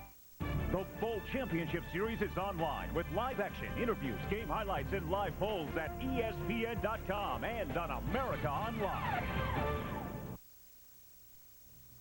Welcome back and out to the second half in a moment. During the 1998 season, Burger King Corporation and its National Franchise Association will donate $1 million to the general scholarship funds of colleges and universities. It's time now to look back at last year's Burger King Scholar Athlete of the Year, Tennessee's Peyton Manning. In '97, Manning led the Vols to an 11-2 record and an Orange Bowl berth while maintaining a 3.96 GPA. In '98, the University of Tennessee, in conjunction with Burger King, established the Peyton Manning Scholarship Program. This year's recipient is Jay Burns from Greenville, Tennessee. I hope that whatever I do in my 4 years here and even on throughout my life, I can, bring honor and hopefully create a good name for the Manning Scholar Program. Burger King Corporation will announce the winner of this year's Scholar Athlete of the Year award on January 1st during the Nokia Sugar Bowl. Right now, back to Atlanta and Keith Jackson. To open tonight's halftime festivities, Dr. Pepper and the SEC are proud to present the Dr. Pepper $1 Million Pick Your Kick Challenge. In just a moment, Weeks McKinney Smith, who won a promotion sponsored by Dr. Pepper, will attempt a field goal from one of three distances. The 15-yard line for $50,000, the 20-yard line for $250,000, or from the 30-yard line for $1 million. Joining Weeks on the field, the President and Chief Executive Officer of Dr. Pepper, Todd Stitzer, and from ABC, our own Lynn Swan. Swanee? Thank you, Keith. Weeks, we know you have the option to kick for $1 million, $250,000 or $50. What's your choice here? I think I'll go from the 20 for the 250. All right, why from the 20? 30 is a long way. I have new respect for people that do this job every day, and from the 20, that's far enough for me. I think I can do it. Okay, good luck to you. Thank you. Line it up and go for it. All right.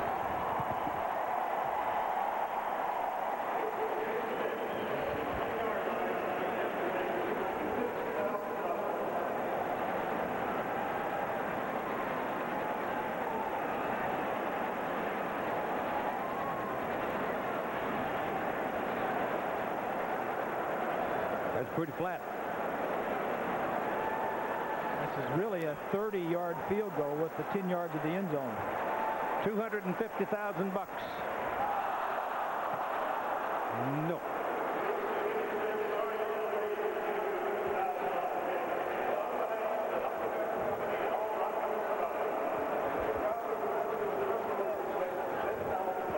Well, I know you worked out with the coaches and the kicking staff at the University of Louisville. What did they tell you? They told me to keep my head down and follow through like I play golf. And I think one thing I didn't do was get my foot underneath it, so I didn't get the height I needed. Well, that's okay. Right now, Todd Spitzer has a little something for you. Great. Hey, Weeks, congratulations. Thank you. Just to show that we're good sports with Dr. Pepper, here's a check for $10,000. Thanks for participating in our contest. Good luck. Thank you very much. Thank you. Well, that's not all bad. I used to be a field goal kicker. I wish I'd got 10,000 for missing one. All right. We at ABC Sports, with our halftime score reflected there, 10-7, Tennessee leading Mississippi State in the 7th SEC Championship, presented by Dr. Pepper. We at ABC Sports proud to have Chevrolet and their Chevrolet Scholarship Program throughout our telecasts again this fall. Now here's a message on this year's Player of the Year. This is ABC Sports, home of the Bowl Championship Series. We're back in Atlanta, halftime of the SEC Championship presented by Dr. Pepper, with Tennessee leading 10-7 at the half. And when we got up this morning, there were all kinds of possibilities. That great thing that's been draped over our head all season called the BCS. But as the day's gone on, only Tennessee is sitting in the catbird seat. I told you if you just waited long enough, everything would work themselves out, right? I ain't convinced. The thing that Tennessee knows is they know that Kansas State and UCLA have both lost. That scares them a little bit because they know if those two lost, they can lose. Now, all they have to do, go out and win the second half, and they're in the championship game in Tempe. Possibly against Florida State. Most likely. It's Tennessee's Peerless Price bringing the kickoff back, and he's not quite finished yet until they run him out of bounds just about the 30-yard line. A lot of defense in the first half. Robert Bean, the interception, 70 yards later, he's in the end zone with Mississippi State's only 7 points of the game. And then Deion Grant returns the favor for the Vols. He doesn't run it in, but it leads to this touchdown. And the Vols are ahead 10-7 going into the third quarter. T. Martin turns and rolls, and pressure from behind him, throws, and the pass is, they're saying no. Ball hit the ground. It was Ashley Cooper who came streaking in to hit T. Martin just as he cleared the pass. The halftime stats presented by Dr. Pepper. Not a lot of offense. Look at the numbers, total yardage, not much rushing and passing. The turnovers led to some points. And Tennessee is dominating in the time of possession, but defense is the key, Keith. In these championship games, normally a turnover at a critical time leads to points. T. Martin is the quarterback. Travis Henry is the tailback. Henry has the ball. He's hit right at the line of scrimmage. The fullback is Sean Bryson, and it's Kevin Sluter getting the hit at the line of scrimmage. And here's Swanee.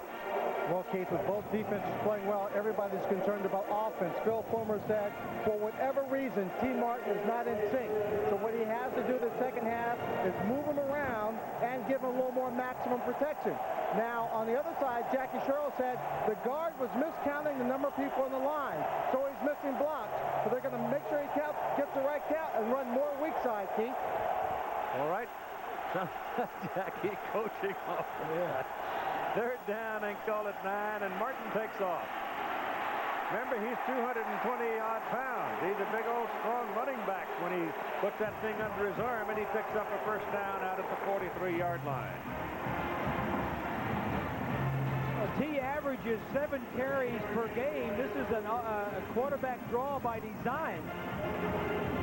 He picks up a first down, and I think what Fulmer was saying was a good idea, and that is get him outside the pocket, which is what he tried to do on the first pass of the second half.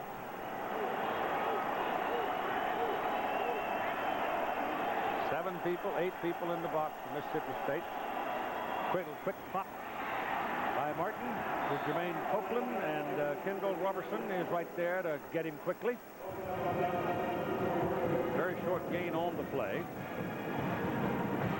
And when you have that many people at the line of scrimmage, Keith, it's tough to know the blocking assignments. The easiest thing to do is just call maximum protection and throw a quick pass out to the receiver one-on-one and see if he can get something done. Mississippi State looked pretty good first quarter. Really kind of dominated things and scored first, and then sort of kept making mistakes that took them out of any momentum in the second quarter, and Tennessee got the lead. Ball is thrown, and it is incomplete by Martin. He was looking downfield, trying to loop it, or Travis Henry threw it, I should say, and he just couldn't quite drop it into the open spot where the receiver was. Threw it like he was a halfback with gloves on. Yes, he did, didn't he? So Travis Henry, 5'11", 212, and Travis Stevens, 5'9", 185. They're both sophomores, and they're kind of rooters. They disappear in the stack for a while and then come out the other side. One of the surprises, though, after Jamal Lewis was injured early on, those two players coming on and filling the void. They've carried the rush side of the game for the Volunteers since Lewis went down. Martin back, pressure coming, got it away. Oh, threw it so hard that Price couldn't catch it. Ashley Cooper again tormenting the Tennessee quarterback. Yeah, untouched. Cooper, the strong safety, or the dog, as Joe Lee Dunn and the Mississippi Bulldogs like to call him. Untouched on a blitz. So the ball is on the 47-yard line where it's fourth down for Tennessee. And in comes David Leverton to punt the ball with Kevin Prentice dropping back, and he drops well back. He's inside the 15-yard line. High kick. That was outdoors. It's defrosted. It's up on the 23-yard line where Prentice makes the fair catch. And it'll be first down for Mississippi State.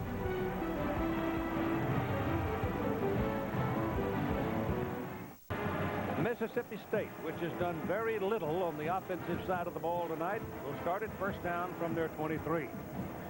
That offensive line, look at the size of some of those guys. They have 3 guys over 325 pounds in that offensive line. 78 there is capped on the closest one to us. And that's the strength of that offense, is the offensive line.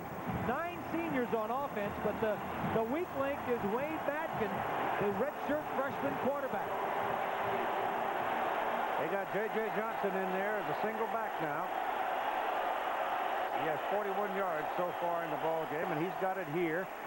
And he just runs right into the big orange. And he won't gain a thing. Corey Terry was the first man to get there, number 22. Take a look at that offensive and defensive lines. The offensive line, the big, not getting any movement. That 46 is Thompson, Raynoch Thompson, just getting a stalemate. This Tennessee defense is third in the SEC against the run, and that's what the Bulldogs like to do. Second down and 10. Johnson again, and he's tracked down at the 20. That's a loss of a couple of 3 yards there on that play. And it'll bring up third down and long. There's a look at that defensive line. They slanting strong side. They knew which way the ball was going. All the linemen were slanting, and the play was going the same way they were slanting. It was either something they heard at the line of scrimmage or some alignment that told them that the play was going to the wide side. Third down and 12.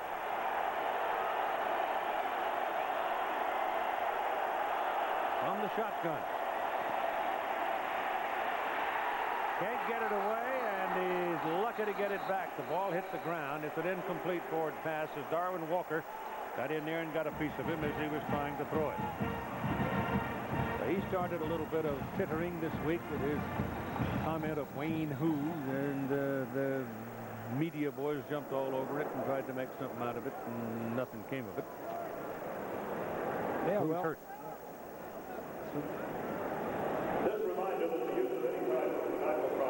Could be Jeff Coleman, tackle from Gaffney, South Carolina, who's shaken up on the play. At the very end of that play, he just happened to get rolled up on. Hurt his knee, I believe.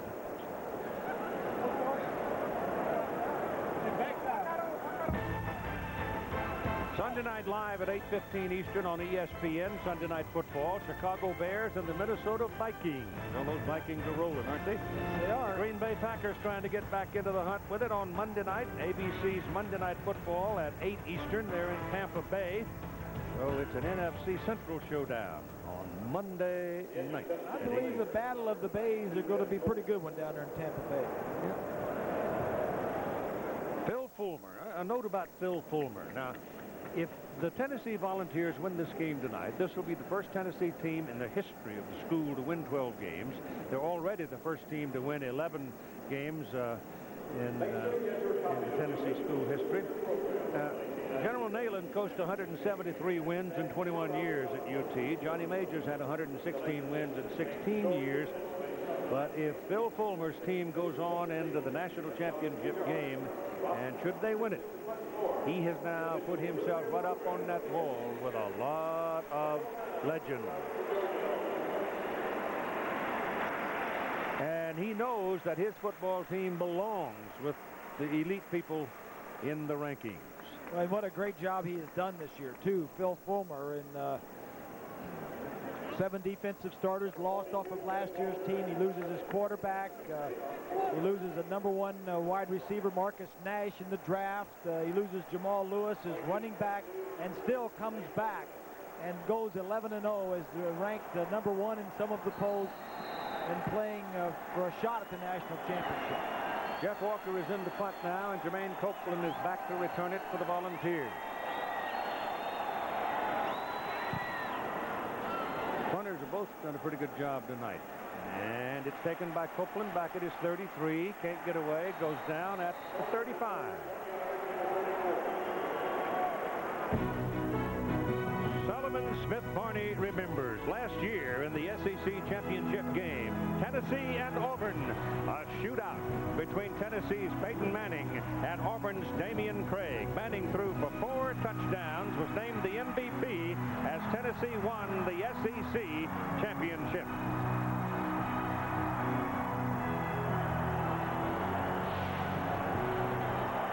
Peyton will be in this building tomorrow.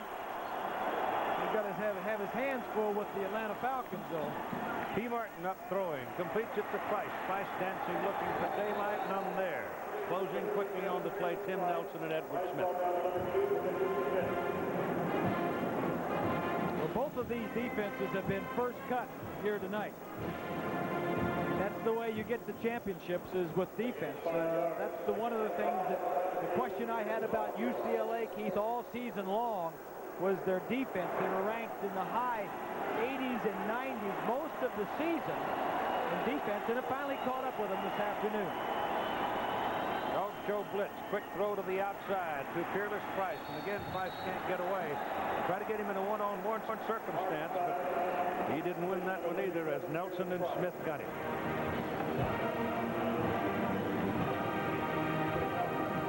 The top 3 teams in the BCS, which is ranked opponents, Tennessee has done very well.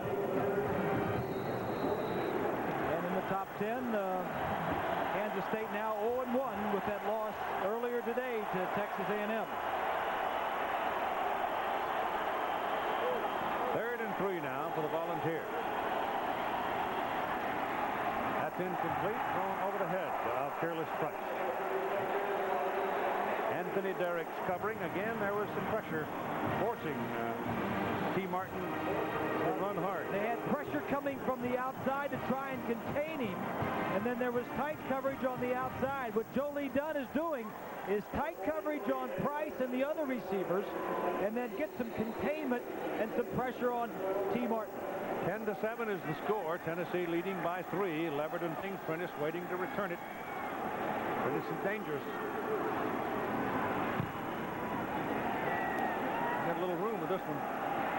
Up the middle he comes and finds the crack. Look out, he's dangerous.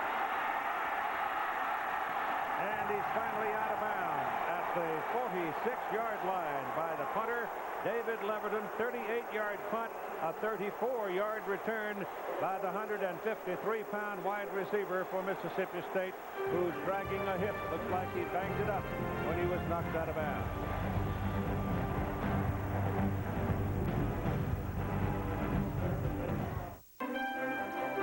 The SEC Championship presented by Dr. Pepper on ABC Sports, brought to you by Dr. Pepper and your local Dr. Pepper butler. Dr. Pepper, this is the taste. The new Silverado, the truck from Chevrolet, the most dependable, longest-lasting trucks. Burger King, if you ask us, it just tastes better. And Morgan Stanley Dean Witter, we measure success one investor at a time. Some news for the Mississippi State faithful. Kevin Prentice is leaving the stadium and on his way to the locker room. That is not good. He is Mr. Excitement and the main big play guy for the Bulldogs. So he hurt himself on that run back. He didn't really go down when he went out, but he sure came up. He twisted. Yep, twisted himself. Handoff goes to Johnson, and Darwin Walker is there to make the tackle on J.J., and he's got him for about a 3-yard loss. This is Mississippi State's best starting position in the ball game, or possession. And their 9th possession, they've had 8 possessions, 6 punts, an interception, and a missed field goal. The touchdown came from the defense on a long interception, 70-yard interception by Robert Bean. Johnson, outside, inside, button heads, and we'll get it back to the 43-yard line, running by Michael Fair. There's a penalty flag on the field. While we look at that, let's talk to Swanee. Well, Keith, Jeff Coleman's got some bad news. He has torn the medial collateral ligament in his right knee. He's got ice on it right now. He is done for the rest of this ball game. He is going to be a big loss to that defense. Keith? Here's how it happened. To the right there. And that's just, boy, is that a freak incident or what? your own player rolls into you late in the play. Normally that happens when a pile or an offensive lineman. That's Darwin Walker, who's just getting up now and trotting off the field, so they took a while to get him up. So they almost lost two big guys successively. Coleman, 92, is their starting defensive tackle, and Walker is the guy that starts right next to him. That's a pretty good size hole in the middle of your defensive line. You lose both those guys. Wow. And you can see that certainly Coleman is done. Ron Green and Billy Ratliff are in there right now for Tennessee. It's a 10-yard penalty on the play, so it is now 2nd down and 24. Atkins throws inside to Cooper. They're trying to set up a wide receiver screen, and that isn't going anywhere. I tell you, Raynoch Thompson is playing a great game, Keith. He is all over the place. Came into the game leading the Volunteers in tackles. And he's something else. Missed last week's game with some ribs.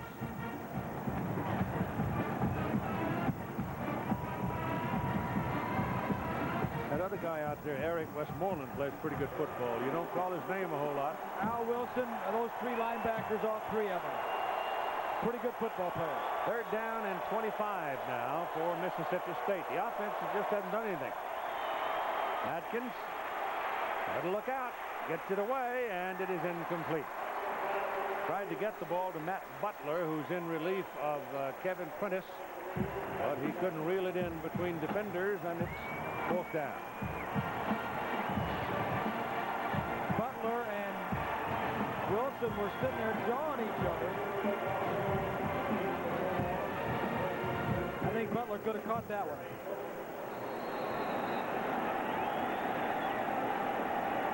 Walker into punt 6 times now tonight. And this one, this is his 6th.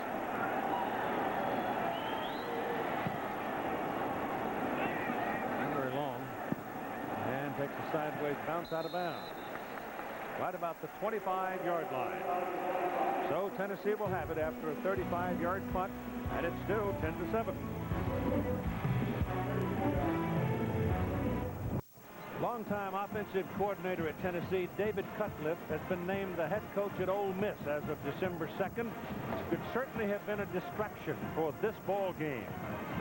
But the head coach, Phil Fulmer, took things in hand and did it this way. Instead of making it a negative, we had a team meeting, and we told them, you come to Tennessee to get an education and improve your life. Guys, you're going to get out and get jobs as we do as coaches, and take the best opportunities. We're so excited for David Cutcliffe to have this opportunity at Ole Miss, and everybody gave him a standing ovation, and he got up and was very emotional and cried, and everybody hugged, and it was over. You know, it wasn't something that was going to be a distraction the rest of the week. There on the left side. I think that's a great way to handle it. Everybody, I mean, you don't want to be an assistant coach your whole life. You're happy for somebody to get an opportunity to move on. You deal with it. You congratulate him, and then you move on. I think the problem they're going to have, Keith, if they win this game and go on to the championship game, is somebody new calling the plays for the first time. Showed up at Nebraska, didn't it? Not that the play calling was bad, it's just different. Yeah. Ashley Cooper again is involved here on the play with Travis Henry. Randy Sanders, right there, was a Tennessee quarterback. He handles the running backs now, and Phil said that for the next game, he will take over the play calling. Ball is now at the 28-yard line for the Volunteers. It is 3rd down and 7. I tell you, getting much scoring. If you put Tennessee in against Florida State in the Tostitos Fiesta Bowl, it'll be like pulling a nail out of hard oak, getting a touchdown. Yeah, I agree with that. There's a little swing outside. He breaks the first tackle and goes out of bounds. Travis Henry showing the elusiveness, and it's that kind of running that has won him the starting job at tailback for Tennessee. Now they've got Travis Stevens, Travis Henry, and they get Jamal Lewis back next year. Woo. That's a lot of running backs. Well, not only has Fulmer done a great job of coaching, but of recruiting. You know, his recruiting classes have been in the top 5 for a lot of years. Kevin Prentice is back, and he's waiting for the punt. So whatever they did it quickly. David Leverton will kick it. The punt is away, and Prentice circles and drops it and covers it. So at the 32, it's amazing how the bottom of that bucket disappears sometimes on those kinds of catches. Here's 20. Well, Keith, Prince McCray went into the locker room because he had a hip pointer and he wanted to get a pad put on that hip. And he came back out. But just also for your information, number 14, Eugene Clinton, a backup defensive back for Mississippi, has a sprained left knee. They're going to put a brace on it. He may or may not be back in the ballgame, Keith. Chris Rainey is in there at the deep back position now for Mississippi State as they start from the 32-yard line. That's intercepted. Al Wilson. And touchdown.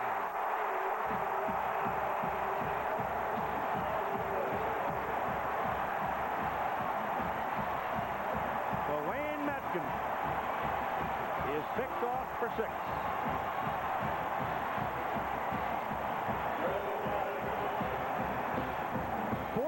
Of the 17 points that the Volunteers have scored have come from the defense. Number 27, right of your screen. Oh, nice move. Waited for him, baited him to throw the football, and then when he threw it, had enough speed to cut in front of him. That's his first interception of the year. He knows what to do with it.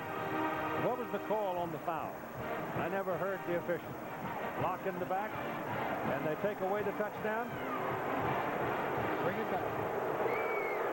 So you have an illegal block pushing the back, and it takes away the touchdown and moves the football back to the 33-yard line. So it looked like Wilson walked in, and buried in the crowd on the sidelines was the flag. So Travis Henry is the deep back, and he has the ball. Now it begins to look like Tennessee is taking control of the line of scrimmage. Well, you know, the defenses are taking control of the game, and the special teams may play a big part in this. Turnovers and special teams when the offenses aren't working. And we've got a Bulldog down on the field and shaken up. It would be Kendall Robertson. So fatigue may be becoming a factor here because it's hot in this building. It is hot. It's hot outside. It's an unseasonably warm time in the city of Atlanta, and it's been very warm inside. So we have a timeout on the field or the injured player, and we have several players that have been shaken up a bit. Now, I want to tell you a little story, folks. The commissioner of the Southeastern Conference, who has spent a lifetime this past year working on this BCS series, has joined us here in our booth. But one of the things that happened over the course of planning for this ball game was he banned all of the traditional Mississippi State cowbells. You can't ring your cowbell in the dome. Well, I can, confound it. Take that away from him, boy. Here, let me have that. I got that. Everybody got a cowbell but me. He's been getting things all around the country, everywhere we go. Isn't that great? That's great. I'll put that on my mantle. I keep telling him, Roy, that if you wait long enough, the BCS, this whole thing will straighten itself out. Well, we said all the way back, Bob, that you have to get all the games in there and you have to play them all out. And we played them all out today. We're still playing one out here.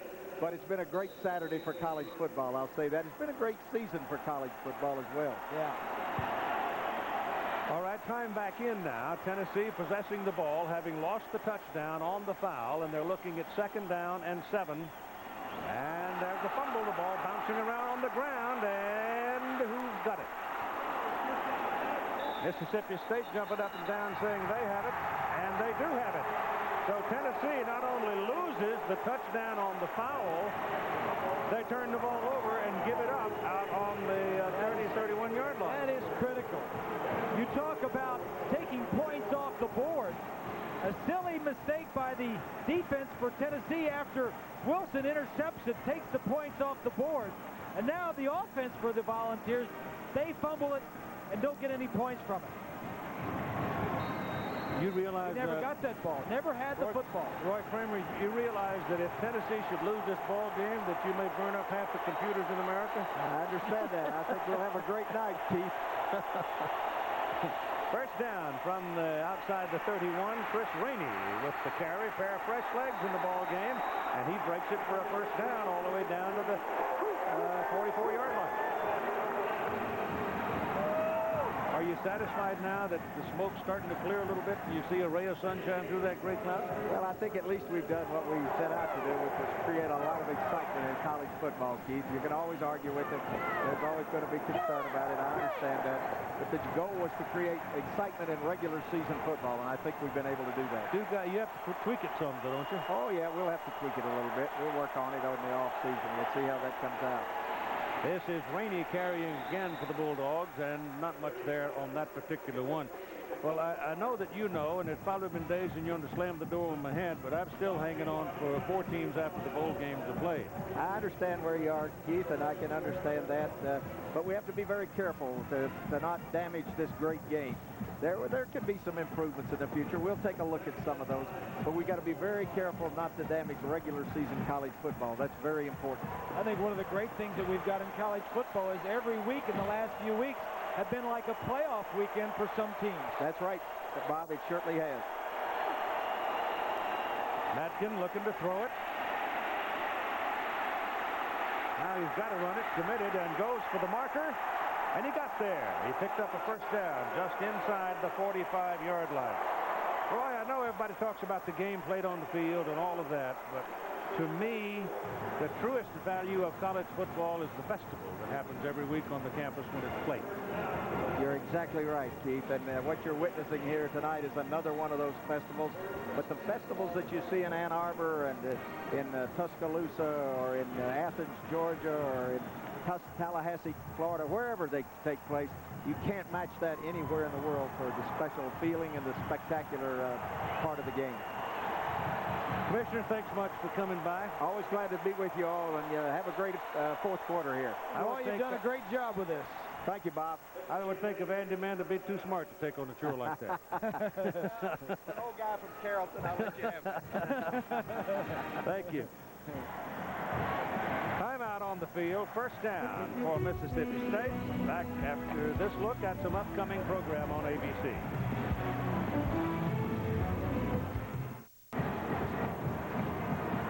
Ball is inside the 45-yard line of Tennessee. Mississippi State dodged a huge problem a while ago when Tennessee lost the touchdown on Wilson's interception because of a block in the back.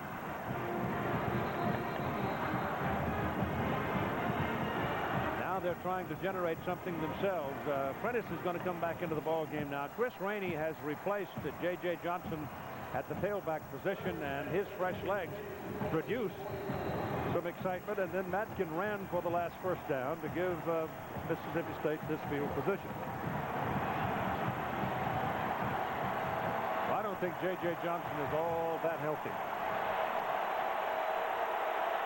Certainly not at the level that he was when he went for 237 yards against Alabama.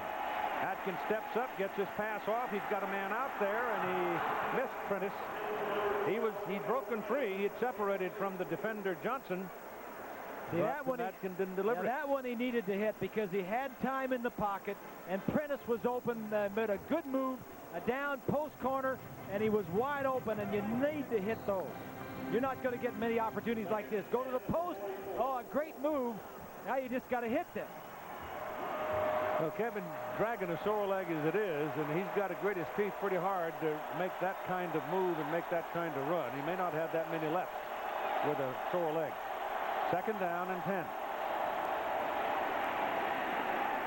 This is McKinley, the blocking fullback, getting his occasional carry for a couple of yards. This Tennessee defense is quick, and Al Wilson is one of the quickest linebackers around, Keith. And what they're doing is they're just stacking in there. They're putting 7, 8 guys in the box and forcing Matkin to beat him with the throw, and he's not done it so far tonight. He's had guys open, but he's missed them.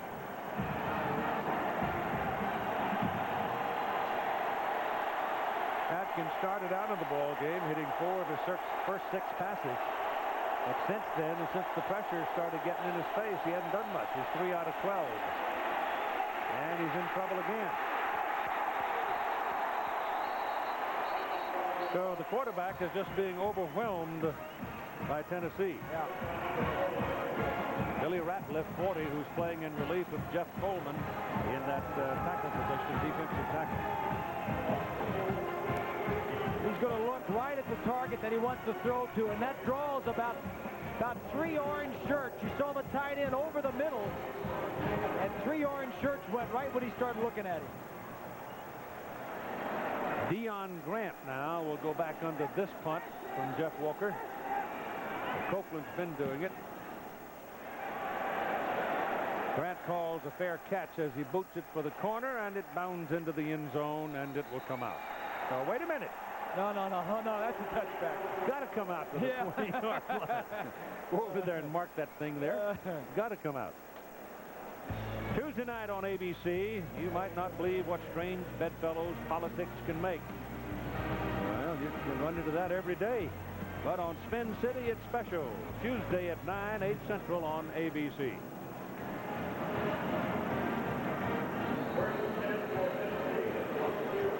All on the 20 for the Volunteers. We are closing down toward the end of the third quarter with 2.5 minutes, roughly 2:36. And it's still 10-7. Florida State and Tennessee and Tostitos Fiesta Bowl, we might have to play 2 or 3 days. Outside the pocket, T. Martin. Again, he's a pretty good-sized running back when he gets around to it. 220-odd pounds. Tim Nelson. Well, they've tried a lot of different things with T. Martin, Keith. Inside the pocket, outside, defensively. Get him outside the pocket, knocking him down inside, rolling him outside. It's been a tough day for T. Martin. He's been knocked down 5 times, sacked 3 times, and had 1 interception. Changing his play. Stadium is very quiet right now. This is Travis Stevens. He's been resting a while, so again, fresh legs make a difference. And he almost got a first down on that first carry. Just short, so he'll need 1 more for the first. Tennessee running straight at their slanting. You get a crease in that slanting defensive line. As they did that time, you can make some hay, but the safety was up and made the tackle.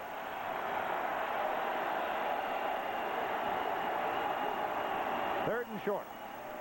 Over the top, pumping and banging away, and he'll have his first down. They'll mark him outside the 30. Not by a whole bunch.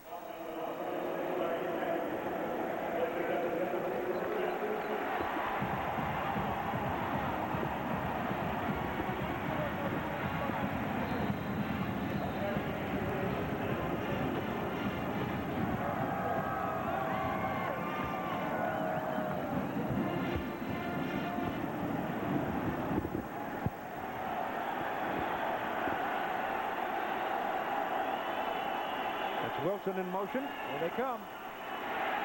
He puts some air onto the ball, aims it for Wilson, and it is incomplete, out of bounds. Robert Bean defending on the play. That Bean's pretty good, isn't he? Yeah, he is. And Smith was right close. Cooper. Smith, number 2, was right close to making a sack on this one. There, he almost on this end. Runs around. Whoa. Almost knocked T. Martin out for a while. Almost injured. Here's the flag. Yeah. Linesman has thrown a flag here. And he's walking toward the referee. So the linesman on this side threw the flag.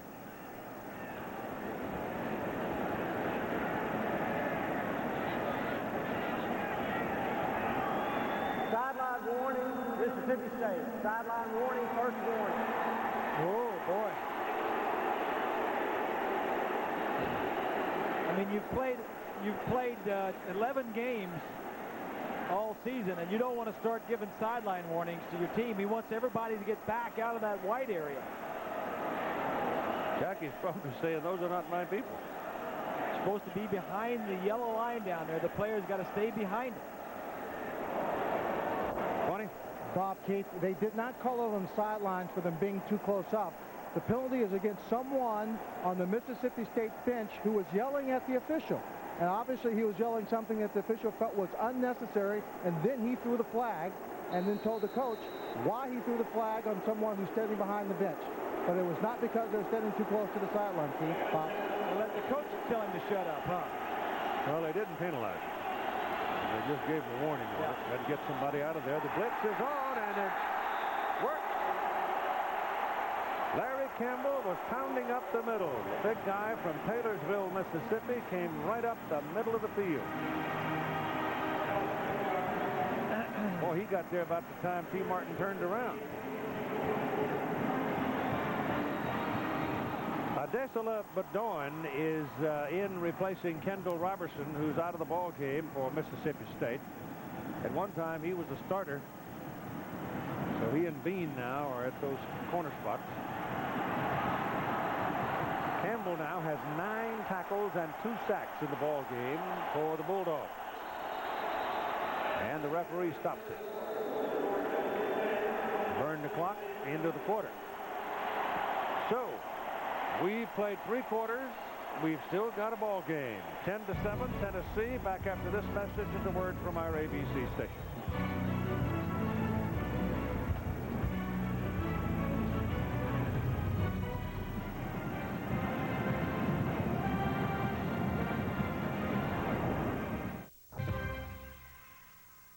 We go to the final quarter of play now in the SEC Championship game presented by Dr. Pepper at the Georgia Dome. It's Tennessee 10, Mississippi State 7. The Volunteers have the ball. Third down and 16 at their own 24-yard line. So it's 3rd and long as Martin rolls out and throws, and he's got a man wide open. It is Jermaine Copeland for the first down at the Mississippi State 48-yard line, and that's a huge play. Well, they put 2 receivers to the wide side, and Copeland is in the slot. The outside receiver goes deep, and Copeland just runs a deep out and bakes to where the vacated area is. He knows he was open. It's a nice throw by Tim Martin, excuse me. So from the 49, Volunteers now with good field position to form this attack, and Martin straight back. Throws to the sidelines, and it's high and wide. Well, he had to throw that one high because the corner on this side, Bean, was coming inside to pick that one off. It was just good coverage by the cornerback. We got a treat for you in a minute here as soon as we smooth out the telephone hookup. We're going to be visiting with one of the happier folks on the North American continent tonight. One of the coaches that was happy about the outcome of things today, right? Yeah. And he didn't even have to play. And he lives in Tallahassee. Just short of the 48-yard line where the ball is put down for the shotgun setup. Martin back. Throws outside. He was trying to set up a little pitch to the sideline to David Martin. Had 2 people over there. Price was the other person there, but nothing worked. But he's throwing everything off just a little bit, and the pressure that the Bulldogs have been putting on him with their linebacker blitzes and their containment is just throwing his timing off just a tad. He's 12 of 27 and 133 yards and an interception. 3rd and 10 now. Bulldog defense has been tough. They played very well.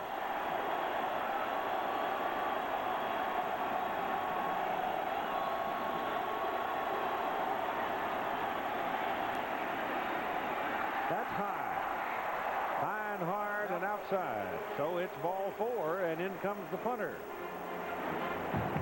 Well, he's throwing it like he's unsure of what's going on, and that's what's happening. He's not sure if he's got everybody blocked, and he's not sure if the coverage is downfield.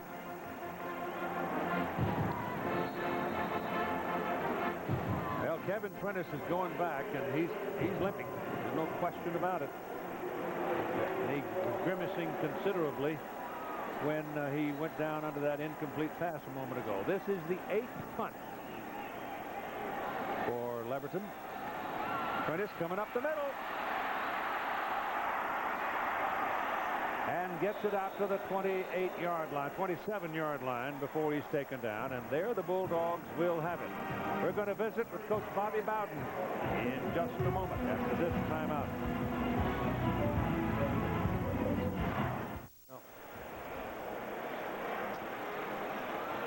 All right, the SEC Championship presented by Dr. Pepper. We're in the fourth quarter of play. We've got 14:26 to play in the ball game. The Mississippi State Bulldogs own the ball, first down at their own 27-yard line. The offense has been shut down by the Tennessee defense. It's been a defensive ball game. James Johnson is back in at tailback, and the Big Thumper has it for a very short game. On the telephone from Tallahassee, Florida, Coach Bobby Bowden of the Florida State University Seminoles. Back in 1993, Boston College beat Notre Dame 41-39 and opened the door for him. And today, UCLA fell and Kansas State fell, and the door is opened one more time for Florida State. 2 of the 3 had to lose today for Florida State to move up. Now, if the third team loses, Tennessee, then Ohio State would move up into the championship game. Florida State's already in it. Second down. And the pass is incomplete.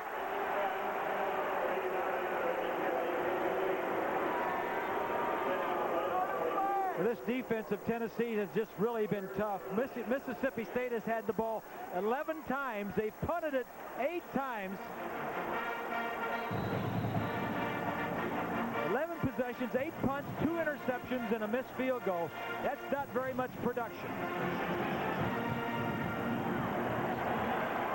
And they have not converted on third downs yet today. We're working on the audio hookup with Coach Bowden. When we get it, we'll have our conversation with him. Third down. Matkin. That's thrown in the middle, and it's caught by Kevin Cooper. That's the first down, too. That's the first one.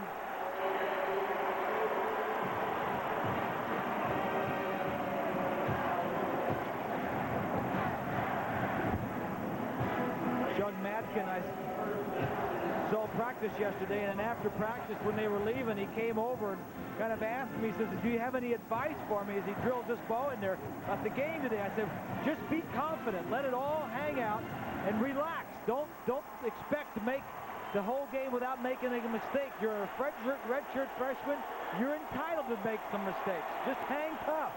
Womack just came off the field for Mississippi State. Tron Thomas in replacing him at tackle. Matkin's got to hurry, gets his pass away, and the pass is caught.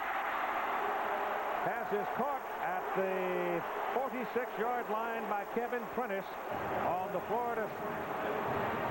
He was drilled by 2 different defenders. When he went falling into the crowd, I guess he's all right, but it looked to me like he went in there so hard that they leaped in to pick him up before he could hit something hard. So it'll be first down for Mississippi State, and Matkin, the quarterback, is coming off the field. Yeah, he was drilled from both sides, Keith. It'll be Rob Morgan to go in, replace him. Morgan had to go in and play some at the close of the season in the Ole Miss game. And Matkin right now saying, I'm okay, give me a minute. So Morgan comes in ice cold. He didn't have time to warm up at all. Pitches the ball to Johnson, and J.J. will move it for about a yard. Well, Keith, Morgan was on the sideline prior to the series. Jackie Sherrill walked over to Morgan and said, start warming up, and gave him every indication that he was going to start this series. There was a timeout in the field. He talked to Matkin, then to put Matkin back in the ball game. So Morgan comes in the ball game, but good for him. He is not ice cold right now because he did have a good chance to warm up, Keith. Did he? I didn't see him throwing the ball. He was at one time the starter. Here they come. Morgan's pass is away. Got Prentice down there. It's on his hands and off his hands. So Prentice playing in pain on a very sore leg, almost ran that one down. Prentice has been open a couple of times, and they have yet to hit him on some of these big plays. He's been open. Watch him, number 12 at the top. There's nobody in the middle because everybody's up close.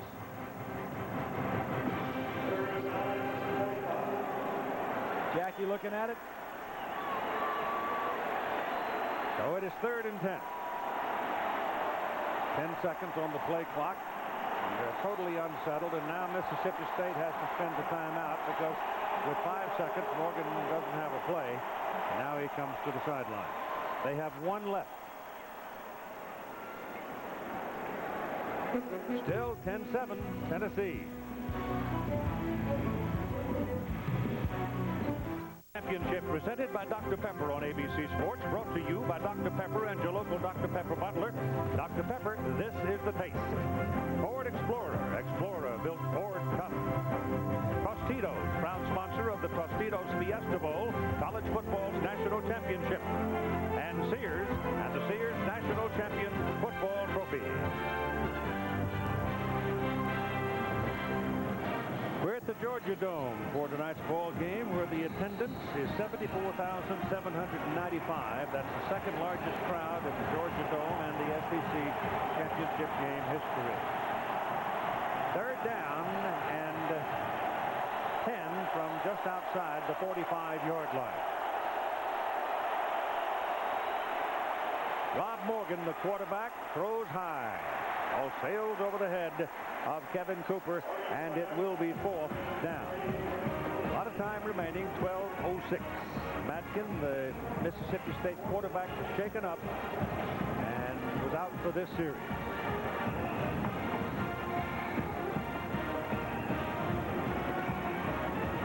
Whenever you have a defensive game, you just have to play it close to the vest and just make sure that you don't make a mistake that gives the other team some points. Some easy points. Matt Wyatt is in there at quarterback right now. He's the pooch punter. His first one tonight was for 34 yards, and he's going to try to pooch it again.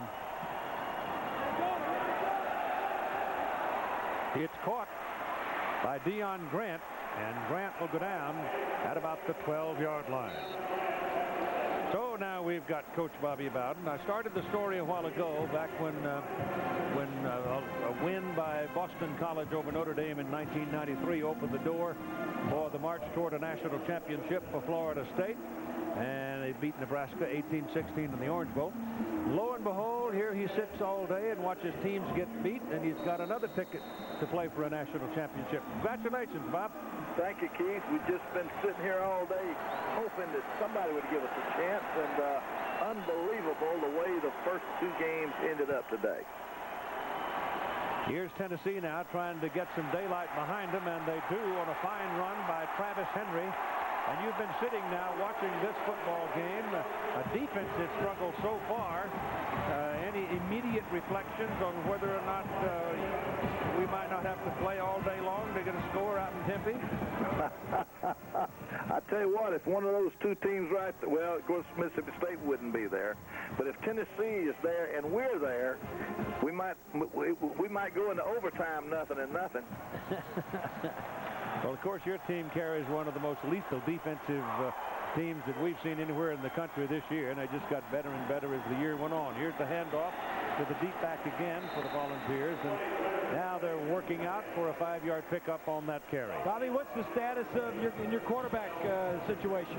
Well, you know, Wink is out. Winky will be back in the spring, although he won't be able to get any contact, but they think he'll be okay next fall. So Alson's your number 1 quarterback, and then he's backed up by a pure freshman, Jared Jones.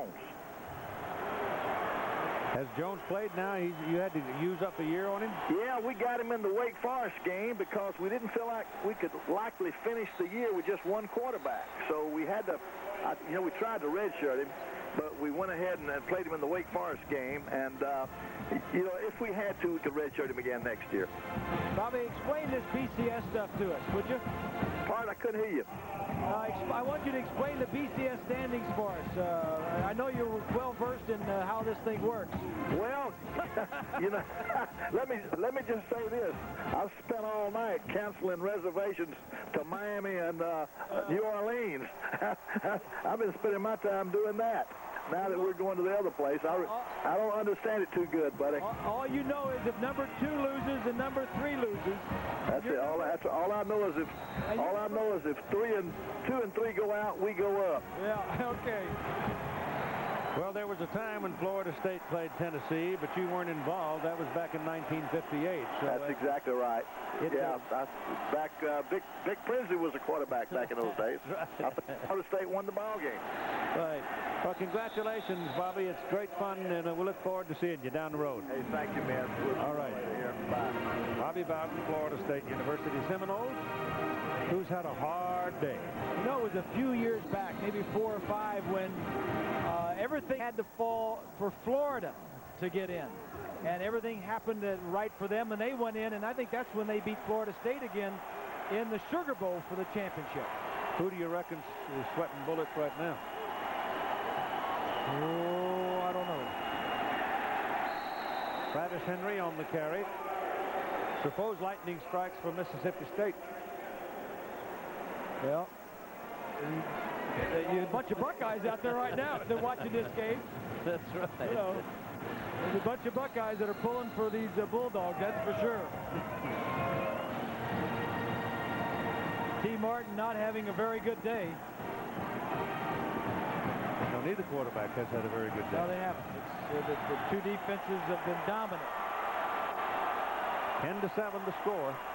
Tennessee leading. Pressure coming. They put him on the ground. The pass is incomplete. Fearless Price, the intended receiver, and Robert Bean took a shot at it. Yeah, all 11 defensive players were up about 7 yards of the line of scrimmage. There's tight pressure and tight coverage. He's getting knocked down almost every time he throws the ball now. Kinzaki Jones, the one who did it that time. And it brings up 4th down and 8, and the Volunteers will punt again. It'll be the 9th punt of the ball game for David Leverton. This might be Mississippi State's best chance to score on a punt return right here.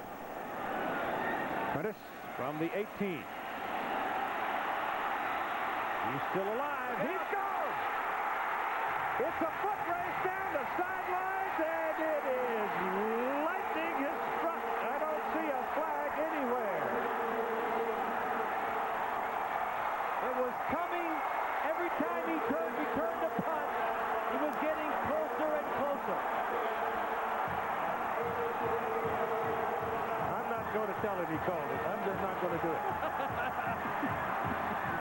Well, he's lightning in a bottle. He's returned 2 kickoffs for touchdowns in his career. He's the best player on their team. And if you keep punting the ball to him, he's going to get the feel for the coverage.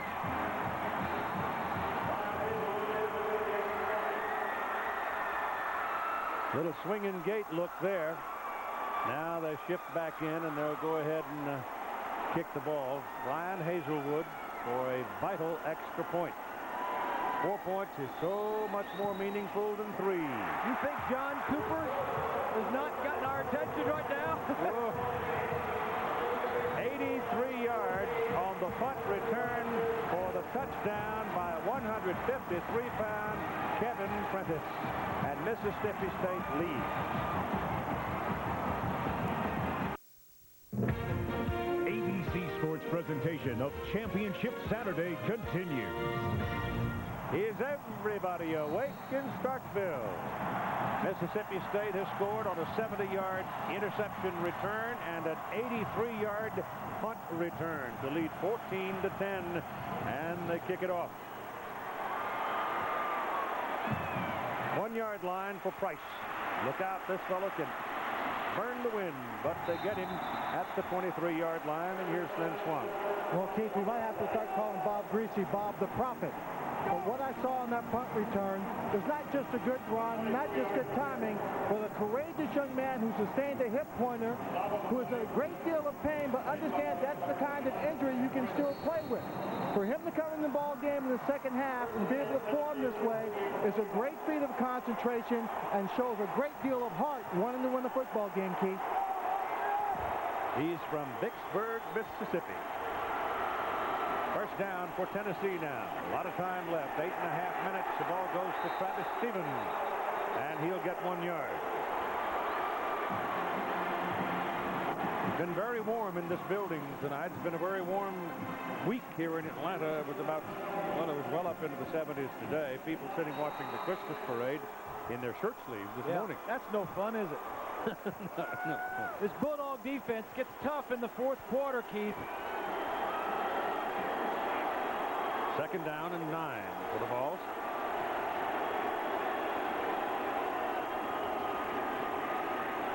That pass is completed to Jermaine Copeland, and he spins ahead, but he's still short of his first down by about a yard. The Bulldog defense they've shut out 8 of the 11 opponents in the fourth quarter this year. I love these moments, Keith. You get championship games, you get into the fourth quarter, and you've got to have a drive. This is when you find out a lot about your quarterbacks and your offensive teams. 3rd and short. Martin, straight ahead, will have the first down as T gets it over the 35-yard line. Right now, the Bulldogs are playing Badon at a corner. Robertson is out. Cornell Menifee is hurt. He's out of the ball game, replaced by Connor Stevens. Both teams have had some people dinged up tonight. Tennessee has one of their starting tackles that's out of the ball game, Jeff Coleman. First down for the Volunteers at their own 36-yard line. All 11 guys up at the line of scrimmage. Here they come. Gets the ball away, puts some air under it, and the pass is incomplete, and that's a penalty flag. Number 13, Robert Bean, had a little too much push on Peerless Price that time, and I think he got caught. Well, as long as the ball is not in the air, you can jam the receiver in college all the way down the field even. But once the ball is in the air, you cannot touch him. Right there, he's got him all over him, and the ball has long been thrown. But that's good planning. David Cutcliffe, the offensive coordinator, when they're up there, take your shots. Price and Copeland and Wilson are your best wide receivers. Give them a chance to make a play. The other stuff's not working. The possession stuff, getting T. Martin outside the pocket. They're containing with the blitzers coming up from the outside, just going deep. All 11 of the line of scrimmage again. 10 penalties for 100 yards on Mississippi State. Ball is handed off. He got it to Stevens somehow, and Stevens picks up another first down for Tennessee. T. Martin saw the blitz coming. He was able to get the ball to Stevens despite the presence of Larry Campbell, and Stevens made it work. He barely got it to him. This could have almost been a fumble.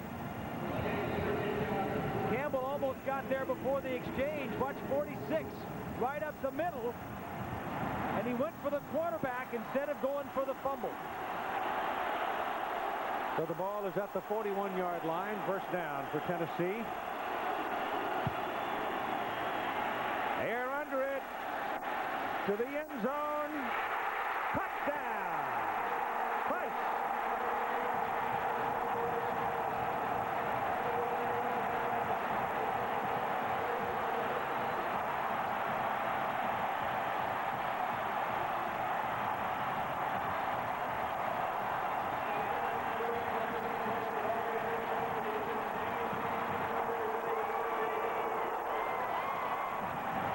If the short stuff is not working, throw it down the field to your big play wide receivers. Peerless Price has 55 catches and 9 touchdowns coming into the game. That's a nice catch and a nice call by the official. The extra point by Hall is good. And Tennessee goes back to the lead by 3, 17-14 with 6:15 to play in the game. So this big crowd of more than 74,000 trying to get their breath back after that play as Price got behind Adesola Badon, the backup cornerback, and reeled it in for the touchdown to regain the lead 17-14. Now the Volunteers will kick it off. Kevin Prentice will be waiting for it along with Big Prater. Jeff Hall is the man that does the place kicking for Tennessee. Hangs this one up. They can return it. In Prentice at the 6. Has a hold. And out to the 30-yard line. Go back to the touchdown. All 11 white shirts are within 7 yards of the line of scrimmage. The 2 linebackers are going to blitz. That leaves single coverage in the secondary. Peerless Price straight down the sideline. They've been blitzing. He doesn't have a lot of time to throw. Martin gets rid of it just in the nick of time, and what a great throw. He had a defensive man in his face. He lets it go, and he's hit. And that's a big drive and a big play for Tennessee and T. Martin. Ball is on the 30-yard line. First down, Mississippi State. Wayne Matkin back in there at quarterback. Rainey is the tailback. Matkin is sacked, fumbled, picked up. Tennessee's got it. Fumbled, picked up by Tennessee. And now the Volunteers control the ball up at the 26-yard line. It was Corey Terry, number 22, that knocked the ball out. Al Wilson picked it up the first time, then he fumbled it, and Eric Westmoreland picked it up the next time. There's 22. Terry gets rid of his blocker. Tennessee is plus 16 on the season in turnover margin. They're 5th in the nation. They're the 5th best team in knocking the ball loose and picking it up, and that time Matkin never had a chance. And now with 5:55 to play in the ball game, Tennessee sticks it in for another 6. You might hear the door slam.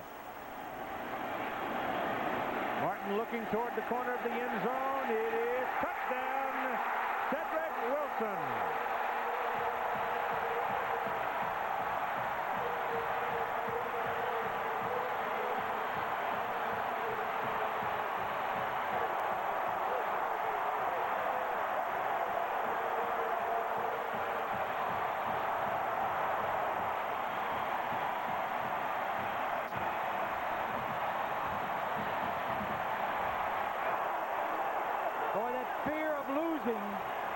That was looking at Phil Fulmer and the Volunteers there for about 3 or 4 minutes. Certainly snapped them into shape. The point, good.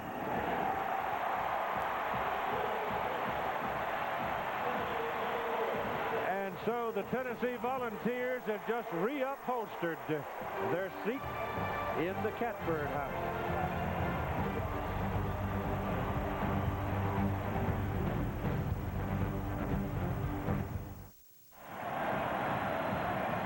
T. Martin on the phone in conversation with, I'm sure, David Cutcliffe. The Tennessee Volunteers have just scored 2 touchdowns in 28 seconds to lead at 24-14. Well, why couldn't they do that in the first 3.5 quarters? Oh, Mississippi State hitting them in the mouth. Now all of a sudden they go deep and long ball works. That's a high kick, returnable at the 14-yard line. And it's Prater. Upended at about the 31-yard line. Here's John Saunders. It's time for the Burger King play of the day. It came in the second upset of the day. Kansas State against Texas A&M. Second overtime, 3rd and 17. Brandon Stewart to Sir Parker. He just pokes it across, or at least they say he did. That touchdown in overtime wins the game. A great game for Brandon Stewart, the former Tennessee quarterback. And in the first upset of the day, UCLA had a huge lead and loses by 4. Keith. Conversation was, but I'm still curious about that last play if he wasn't out of bounds before the ball broke the plane. Back goes Matkin. Underneath to Rainey. And Rainey's got a couple of yards. Steve Johnson made the tackle. They need 10 points to tie now. They got to accelerate this thing. Screen passes on first down. Matkin's got to get outside the pocket. Scramble some on his own. He's a young quarterback starting for the first time this year. He's got a lot of seniors, a lot of veterans around him. But he's the guy that's got to make the plays. 3 wide out.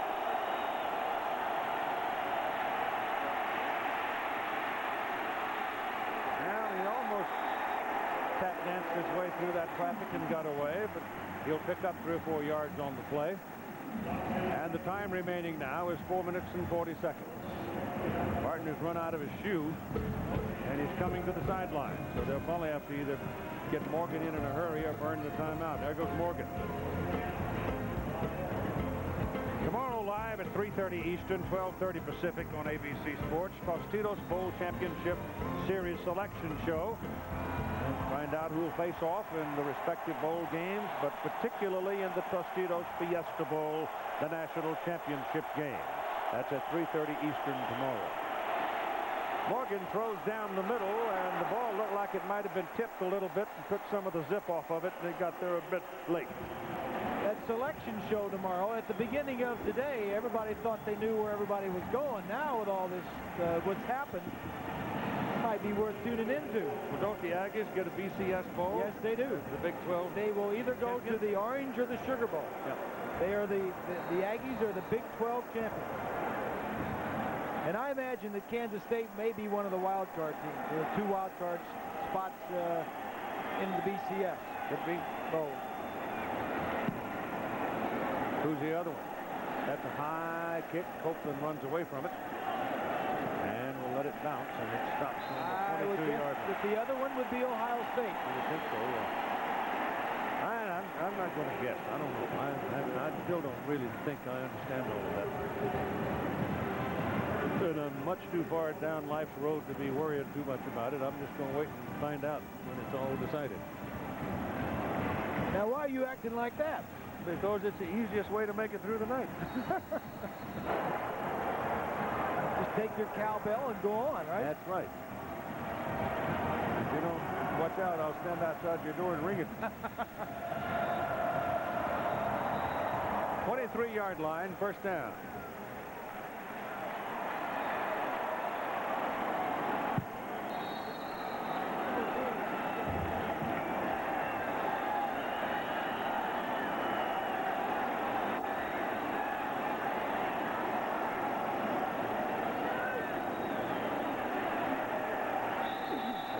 Henry, he had a pretty good night tonight.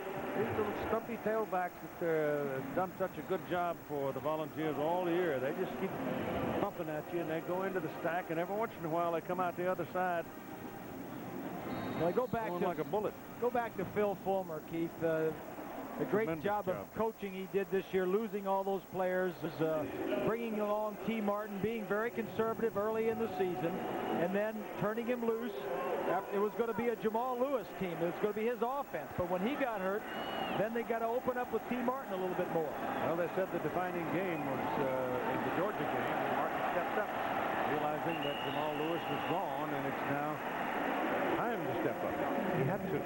Well, and this is David Cutcliffe's last game as a Volunteer. He's been with them for a lot of years and as an assistant and then as an offensive coordinator, and he's going on to Ole Miss tomorrow. He'll be down and starting recruiting and all that stuff. Even so, you know, as we tick down to 2:45 to play in the ball game, I was visiting Dr. Malcolm Potrera a little while before the ball game, and I asked him if this was not still one of the biggest games that his school's ever been involved in, and he said absolutely. That it had electrified the state. Travis Henry carries on the play and gets the first down out at the 39-yard line. And look who's coming to the party. Lou Holtz is in the SEC. Welcome to teams like Florida and Tennessee and Georgia on your schedule every year. Boy, hello. Won't be as much fun. Well, there's been a lot of changes. Steve Spurrier lost 2 very good assistant coaches. He lost Bobby Stoops to Oklahoma, his defensive coordinator, and lost Carl Franks to Duke. And the Volunteers now, Tennessee beginning again to control the line of scrimmage. There's a penalty flag on the far side of the field. But Mississippi State now beginning to wear down a bit. And some of the George O'Leary right here in Atlanta signed a new 6-year rollover contract at Georgia Tech. I think one of the funnier stories, though, of the whole thing, Tommy Bowden has an undefeated season going with the Tulane Green Wave. And, you know, a few minutes ago when Tennessee was trailing in the ball game by 4 points and these wild thoughts were galloping through everybody's head, it was conceivable that Tulane could wind up the only undefeated team in the country, and Tommy Bowden's already gone to illegal another job. Not enough in on the line of scrimmage, 5-yard penalty. And he hired Brad Scott went over to join him when he left South Carolina. Yes, he did. The former Florida State coach with Bobby Bowden, so he knew him well.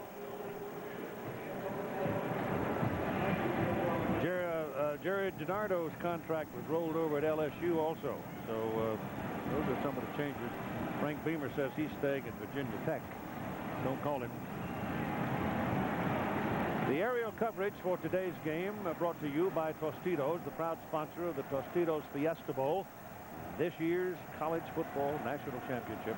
It'll be January 4, Monday night, prime time, and Bob Greasy will be there. Yeah. And so will Lynn Swan. I'll be carrying your bag. And Kelly Hayes. And your cowbell. And your rocking chairs. And your footballs. And your helmets. And your blankets. And I'm thinking about buying my own pickup and leaving early. Yeah, sure.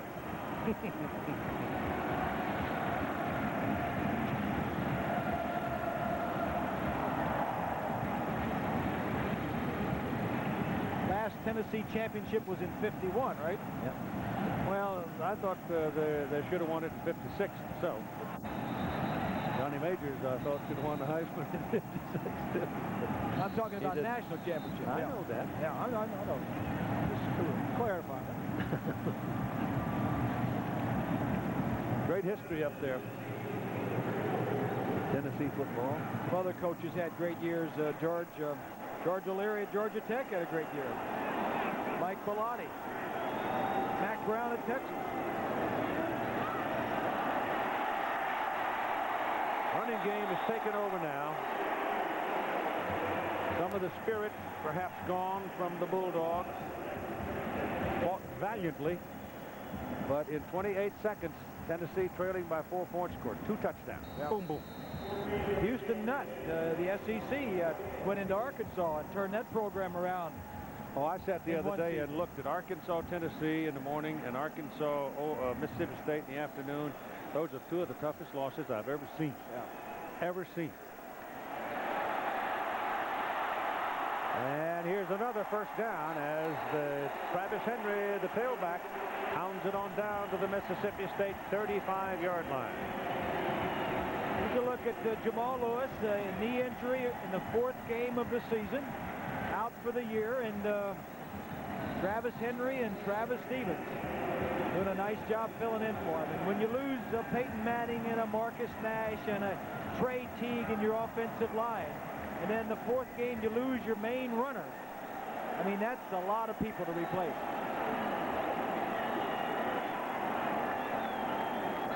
Knee down, start the clock. Oh, that big orange over here in on one side of the stadium starting to stand up now, and Al Wilson, a senior who's leaving. Bill Fulmer making his way down through his coaches. David Cutcliffe, his last game. Travis Henry tonight, big night, 26 carries, 120 yards.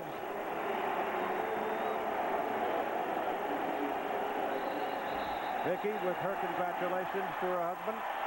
And it's rolling along. 10 seconds.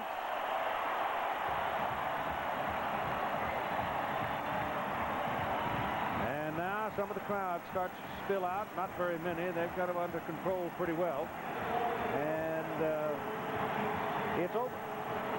The Tennessee Volunteers have defeated Mississippi State 24-14 to win their 2nd successive SEC championship. The Chevrolet Most Valuable Players of the game for Mississippi State: Kevin Prentice, 151 punt return yards, 52 yards on a kickoff return. Great night for the little man. T. Martin, 15 out of 32, 208 yards, 2 touchdowns. And in their names and in behalf of their performance tonight, Chevrolet making a contribution to each school's scholarship fund, general scholarship fund. Now here's Lynn Swan. Okay, Coach Fulmer, you have guided this football team of Tennessee's into some interesting and uncharted waters at 12-0. Congratulations. Lynn, thank you. This football team has shown an incredible amount of character. That fourth quarter finish really is typical of what this team has been about this year to get it done. And it's been a great team, fun to coach. We've got one more big one to play. Wasn't always pretty, but we got it done. Why one coach described this football team tendencies as saying, all right, they don't always necessarily play great at each position, but they never play less than good. And this football team, I think that describes us pretty darn well, you know, and at times we do play great at positions, and he didn't have his best night tonight. You know, when your pitcher is not throwing strikes and you're getting all that pressure, it gets tough, but he found his rhythm there in the second half, and we got it done. I'm just really proud of it. We look forward to the next one. Coming into this ball game, did you know the scores, know the results of the UCLA game? Did you hear the results of the K-State game? No, K-State I didn't. UCLA I saw the end of, and what's been an incredible championship Saturday, as it was named, and now we got a chance, I think, to go play for it.